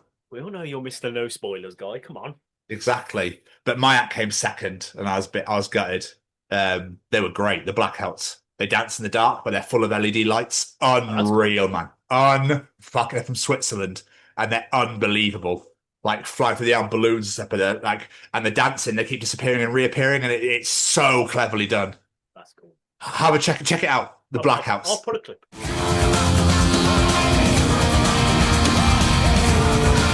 Oh, it's so fucking good. Harry Moulding, a magician. Oh, okay. So last year, in the semis, he did a proposal that the girl knew nothing about, but that could obviously be set up. Yeah. So this one he jumped out of a plane while guessing things people had picked. So he made them pick cards and pick stuff. And then a few days before, he jumped out of a plane and predicted it all correctly whilst jumping out of a fucking plane in midair. It was unreal. I was going to say, how the fuck did he jump out of a plane on Britain's Got Talent Live? That makes sense. And he landed on Amanda's card on the floor. And I was like, what the fuck? The 7 of diamonds. That's fucking weird. It was so good. It was so good.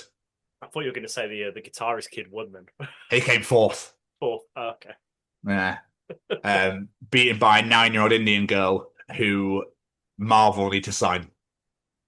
That's all I can say. She could do cartwheels and flips on her head with no hands. Okay.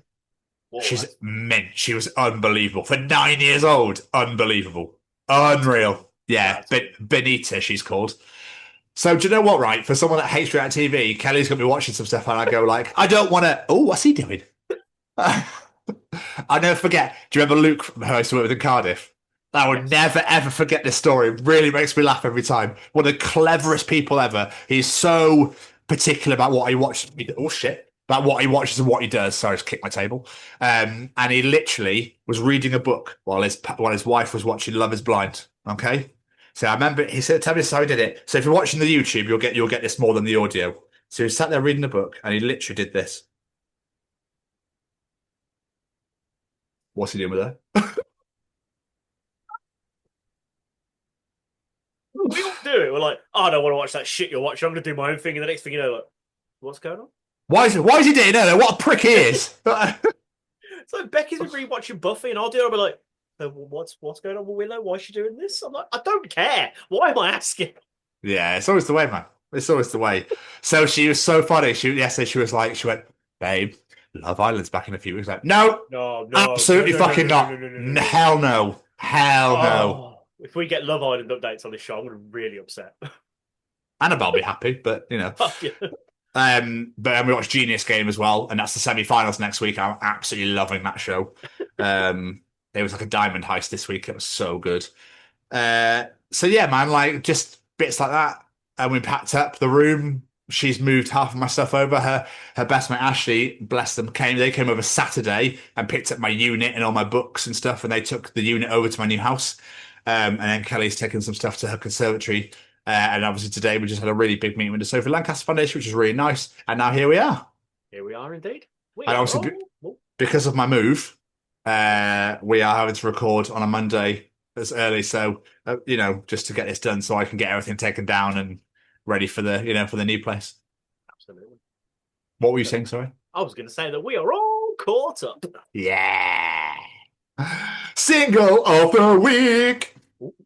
Go on, Jay. Oh, am I going first again? Just do it. Fuck, who cares who goes first?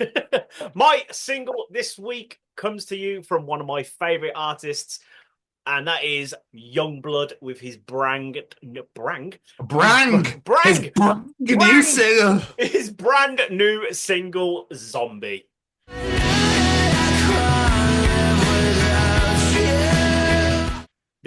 I fucking love this. This new album, the singles he's released, he seems to be taking inspiration from like his favourite artists. Like every single so far has sounded a little bit different, but it's a love letter to the NHS nurses. That's what this song's all about.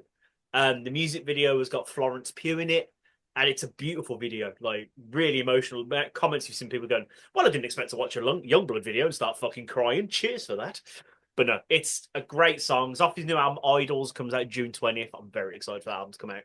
But my problem I have with Mr. Youngblood is he's doing a world tour 2025 and only doing one fucking UK show, and it's Bloodfest. I love that. You're turning to one of those people. Why are you not doing Norwich? Yeah. Why are you not coming to Norwich? Just fucking tour. I want to see him again. Because that last show was one of my favourite gigs I've ever been to. So come back around again. Bastard. Don't want me wait. But yeah, fucking incredible song. Check out Zombie. It's a really, really good song. I thought it was a cover when you said it to me. I was like, oh, not another fucking cover of this. Another one. I did when I first saw the name, especially when he's been taking like, inspiration from like older songs. I was like, oh, don't tell me he's covered this. But no, it's not. It's not. Had very Matt Bellamy vocal vibes to it for me. So I know how much you love vibes. Fucking hate that so much. That and Fab. But yeah, the vocally, it's just sounded very musy. For my single of the week, I seem to have a lot of love for songs that are getting rid of their clean singers at the moment. So last week, obviously, I had I Prevail. This week, I've gone for the Amity Affliction. I've got the Amity Affliction's brand new single, All That I Remember. 'Cause all that fuck me. Unbelievable. Very good. They are obviously going and supporting Parkway Drive on their UK tour in October. But this is a brand new single, All That I Remember from the Amity Affliction. It's just so Tom. It's so metalcore. It's so screamy and singy, and I just love it. I remember when I put my Discover on, I was like, I actually need to pick a single of the week before we get to recording. So I was listening to my release radar and I was like, this is cool. This is really cool. Then I think I just shut off, and then I was on the tube and I was like, oh my God, this song's amazing. What's this? And I looked down, I was like, done, picked already. I think I just zoned out the last couple of ones that played.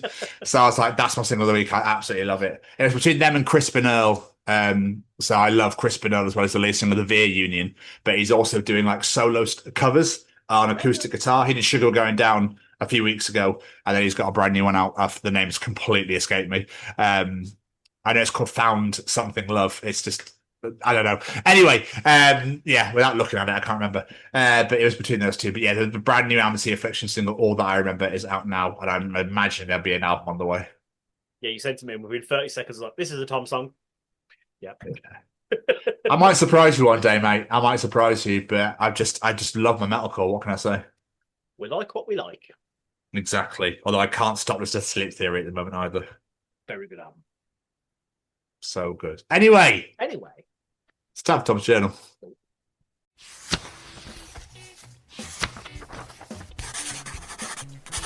And welcome to another edition of Tom's Journal.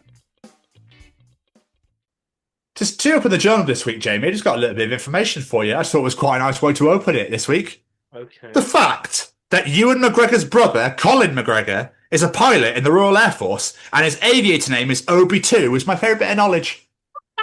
That's amazing. I think I knew that about his brother, but I didn't know that Obi-2. That's fucking superb. I thought you might enjoy that. That's great. Wife, love, I'm having heart surgery. Husband, I know. Wife, I love you. Husband, I love you so much more. After surgery, when the wife woke up, only her father was next to her. Wife, where is he? Father, what, you don't know who gave you the heart? Wife, wait, what? Starts crying. Father, just kidding, he went to the bathroom.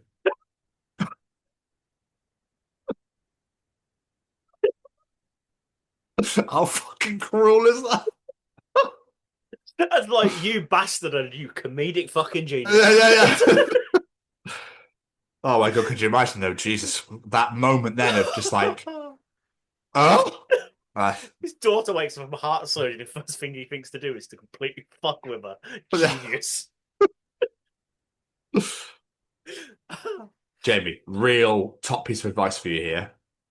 If you are removing anal beads from your partner, do not say, and the winning numbers are, they don't like it, and I know that now.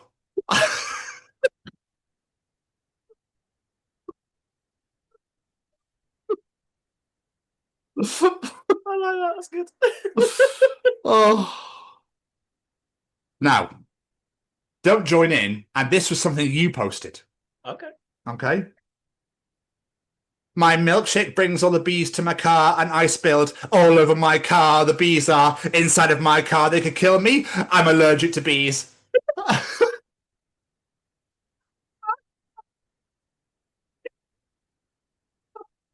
I don't even remember sharing that. No, because you want to share this next century. If I remember this one. As if you never fucking said it to me either. I'm so thankful for the Foo Fighters because I've never felt threatened by a Foo before, and that means they're doing a heck of a job on the front lines. You remember that one? It's true. I don't even know what a Foo is. I've never been attacked by one, so I think we never will. They do such a good job. Exactly. Bravo, Dave Grohl. Yeah. And team. And co, yeah. Mario. I hate you. Wario. And I hate you. Mario. Wario. Mario. Do you want to play tennis? Wario. Yeah, hell yeah.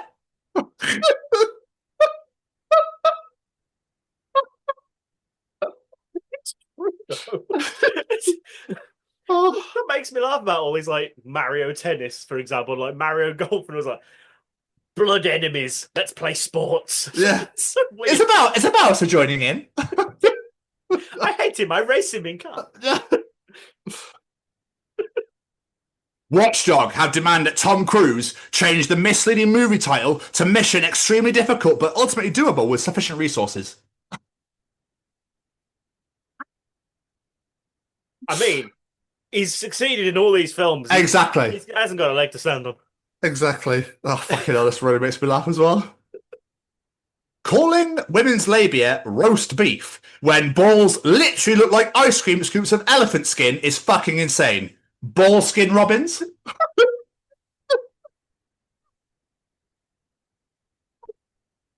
Scoops of elephant skin.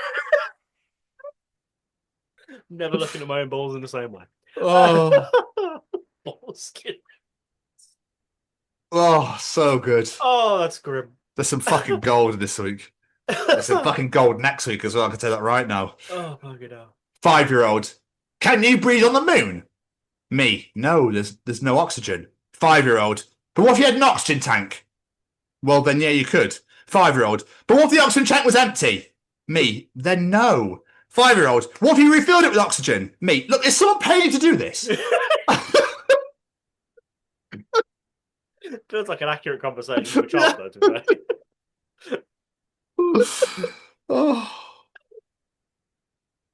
The fanciest house on our street by a mile, might I add, put a note in all our letterboxes asking us to be very quiet from 2 p.m. today for a backyard wedding. And to be honest, I'm in absolute awe of my neighbour who whipped out the lawnmower at 2 p.m. on the dot. Oh.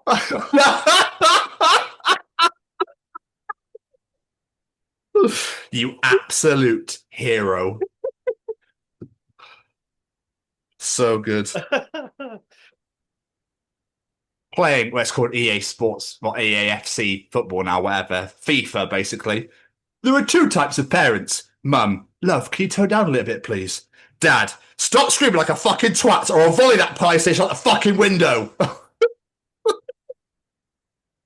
The problem is most parents of our generation, they're the people screaming at the fucking TV playing FIFA. Yeah, exactly.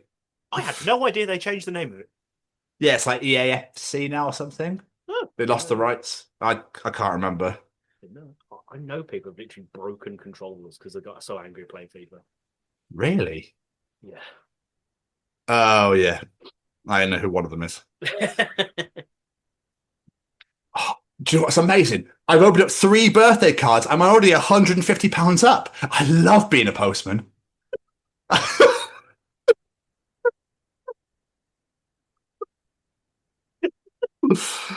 I like that. Couple more. You'll love this one. You will absolutely love this one. In 1993's Jurassic Park, the animatronic T-Rex sometimes malfunctioned and activated randomly because of the rain, terrifying the crew unexpectedly. That's amazing. Could you imagine? Oh my god, can you imagine how much poo would be on the fucking floor? You had to push back into your ass every time that started moving. Jesus.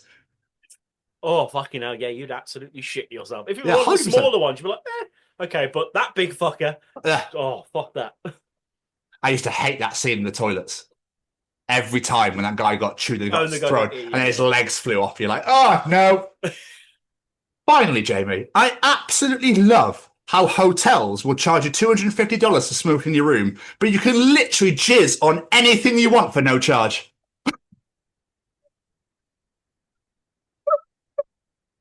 Because that was another edition of Tom's Journal.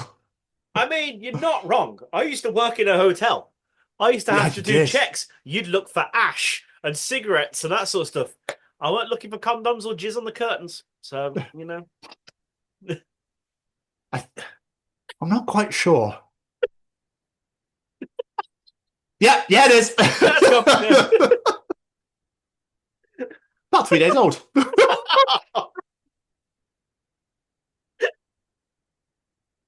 Oh, compliments to the chef. Yeah, really good point. And really disgusting as well.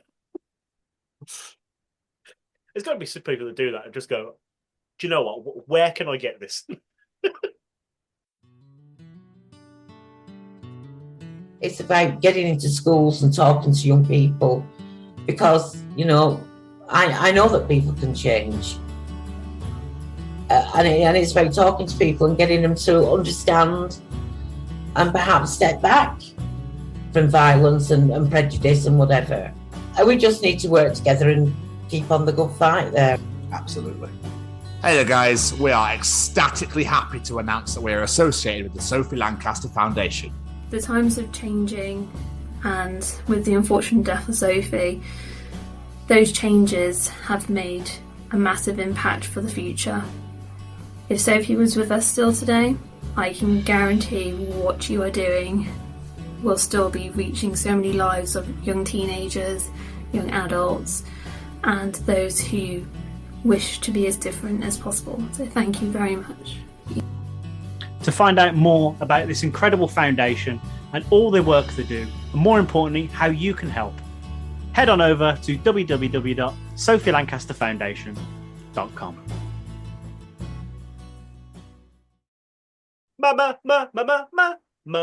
Mr. Stevens. Had you not thought of a song? No, I'd actually written down Mario. Oh, fuck off. That was the song because it's in the general. I was just oh, that'll do. No, I'd actually written down Mario. Oh, nice. Love that. Jamie, do anything for you to participate now. It's Jamie's little challenge. Participate now. Nice. It's audience participate. Participate. Participation time. Participate with me. Oh, for fuck's sake. Oh, dear me. Really hard to sing the word participation. It is. It is. Let's all participate. You're a little motherfucker. Let's all participate in Jamie's challenge right now, bitch.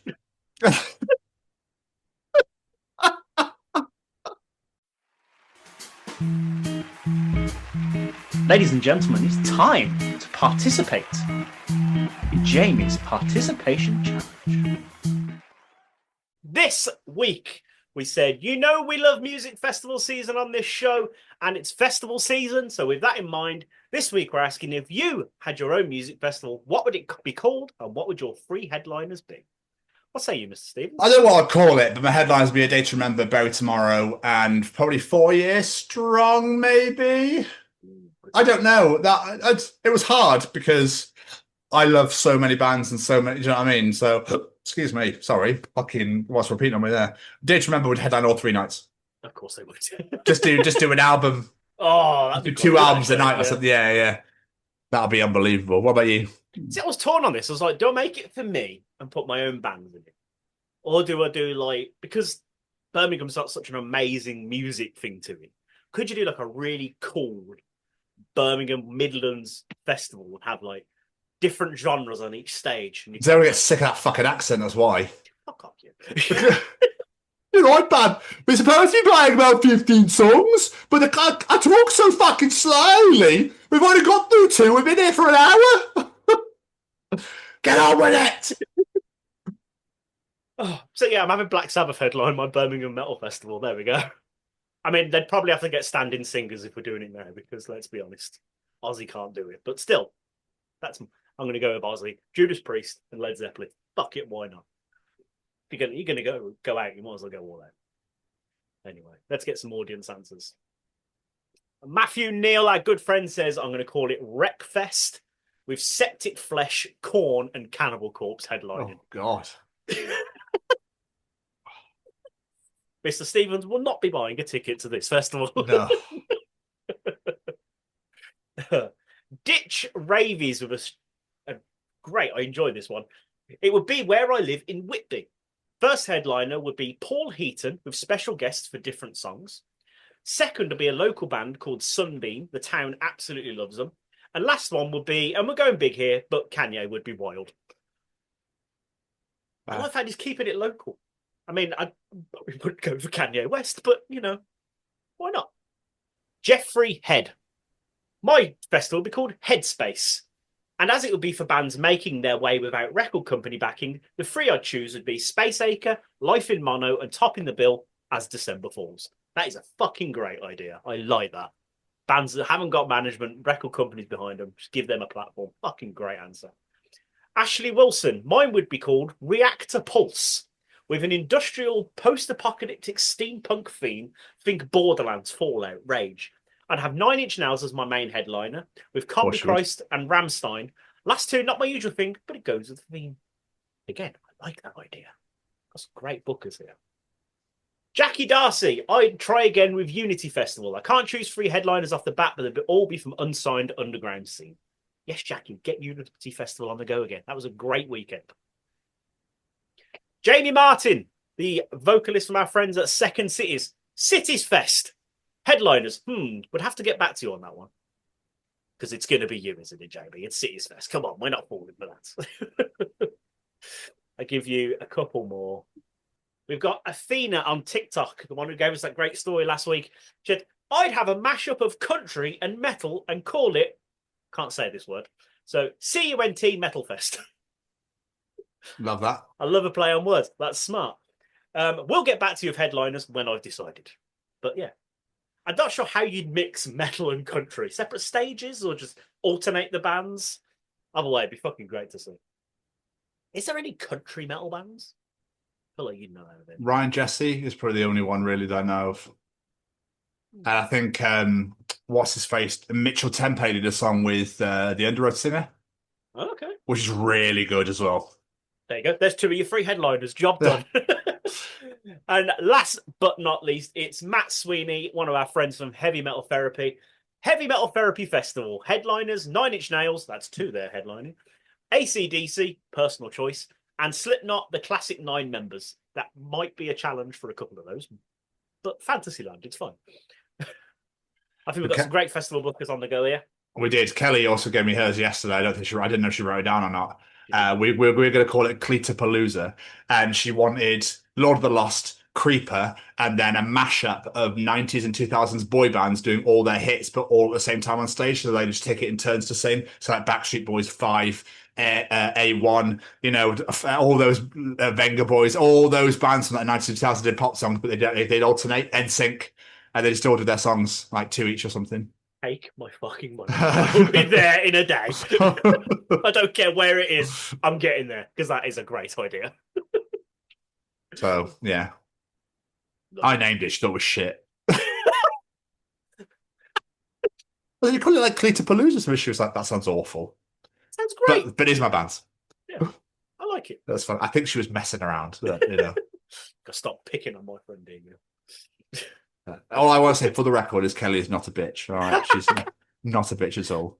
But she still doesn't believe in we like to mess around and have fun and enjoy ourselves. I think that's the key to a wholesome relationship. But she still does not believe in Joe Hendry. We'll work on it. Yeah. So, and I feel that all the younger people who believed in the Shield, now the adult versions believing in Joe Henry. So, yeah. She did not get that. She looked at me, she went, I don't know what that means. I was like, no, you won't do. You won't do. It's fine. Yeah. Believe that. But thank you to everyone that participated in Jamie's participation challenge. Thank you so much. You can have a round of applause for yourselves. Clap yourselves in the back. You know, give yourselves a round of applause. Well done to you all. Thank you so much once again for joining in.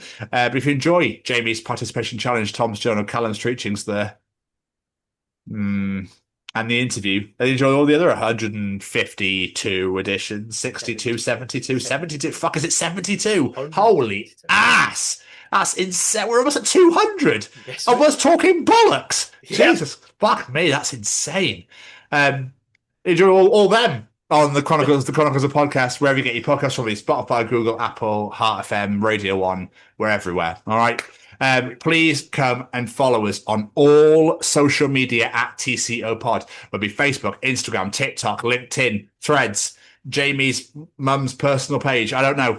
All at TCO Pod. Okay, and then come and subscribe on the YouTube at the Chronicles of Podcast. Hit the bell to get notified of videos released and comment to your heart's content. That's all social media, bar X at TCO Pod and YouTube at the Chronicles of Podcast. Make sure you hit that subscription button. Jamie, what did you have to say, sir? I want to say a massive thank you to a few of our friends. Every single piece of music you heard on today's edition was brought to you by the wonderful singer-songwriter Matt Roberts. Go check him out. All social medias at Matt Roberts Music.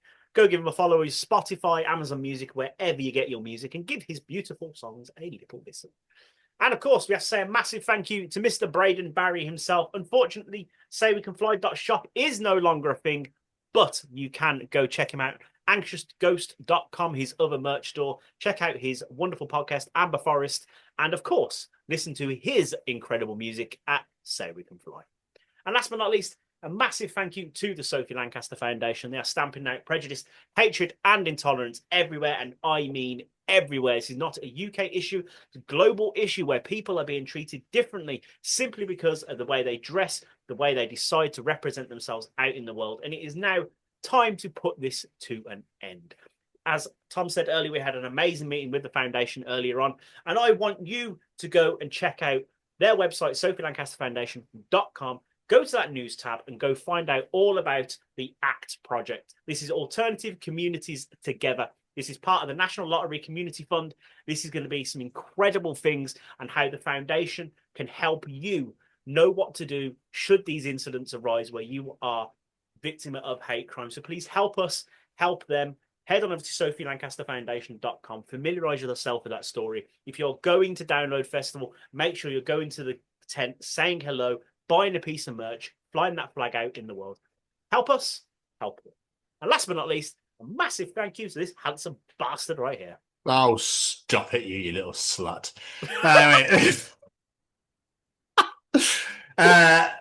Massive thank you, Oscar, for joining us on the show this week. Please make sure you go and check out Archers. They're playing the Download Festival on Sunday, and go and check out his own personal project, Arankai. I believe it was. Don't ask Something me, I like said that it as well. wrong. You did say it wrong. And make sure you go and give them all the fucking love. They are playing London at the Black Heart on June 18th. Sadly, it is sold out, but maybe you can get a tout to get you in or something. I don't know. Let's just go and ram the Black Heart full of us and go and fucking give them all the love on their London show there. But Jamie, another wonderful addition in the bag. Another wonderful addition indeed. I love me a date. Absolutely stunning. Absolutely stunning. But as for this week, we will see you all next week for the Chronicles of Tom Spina Designs. Goodbye, everybody. Ta-ta! Bye!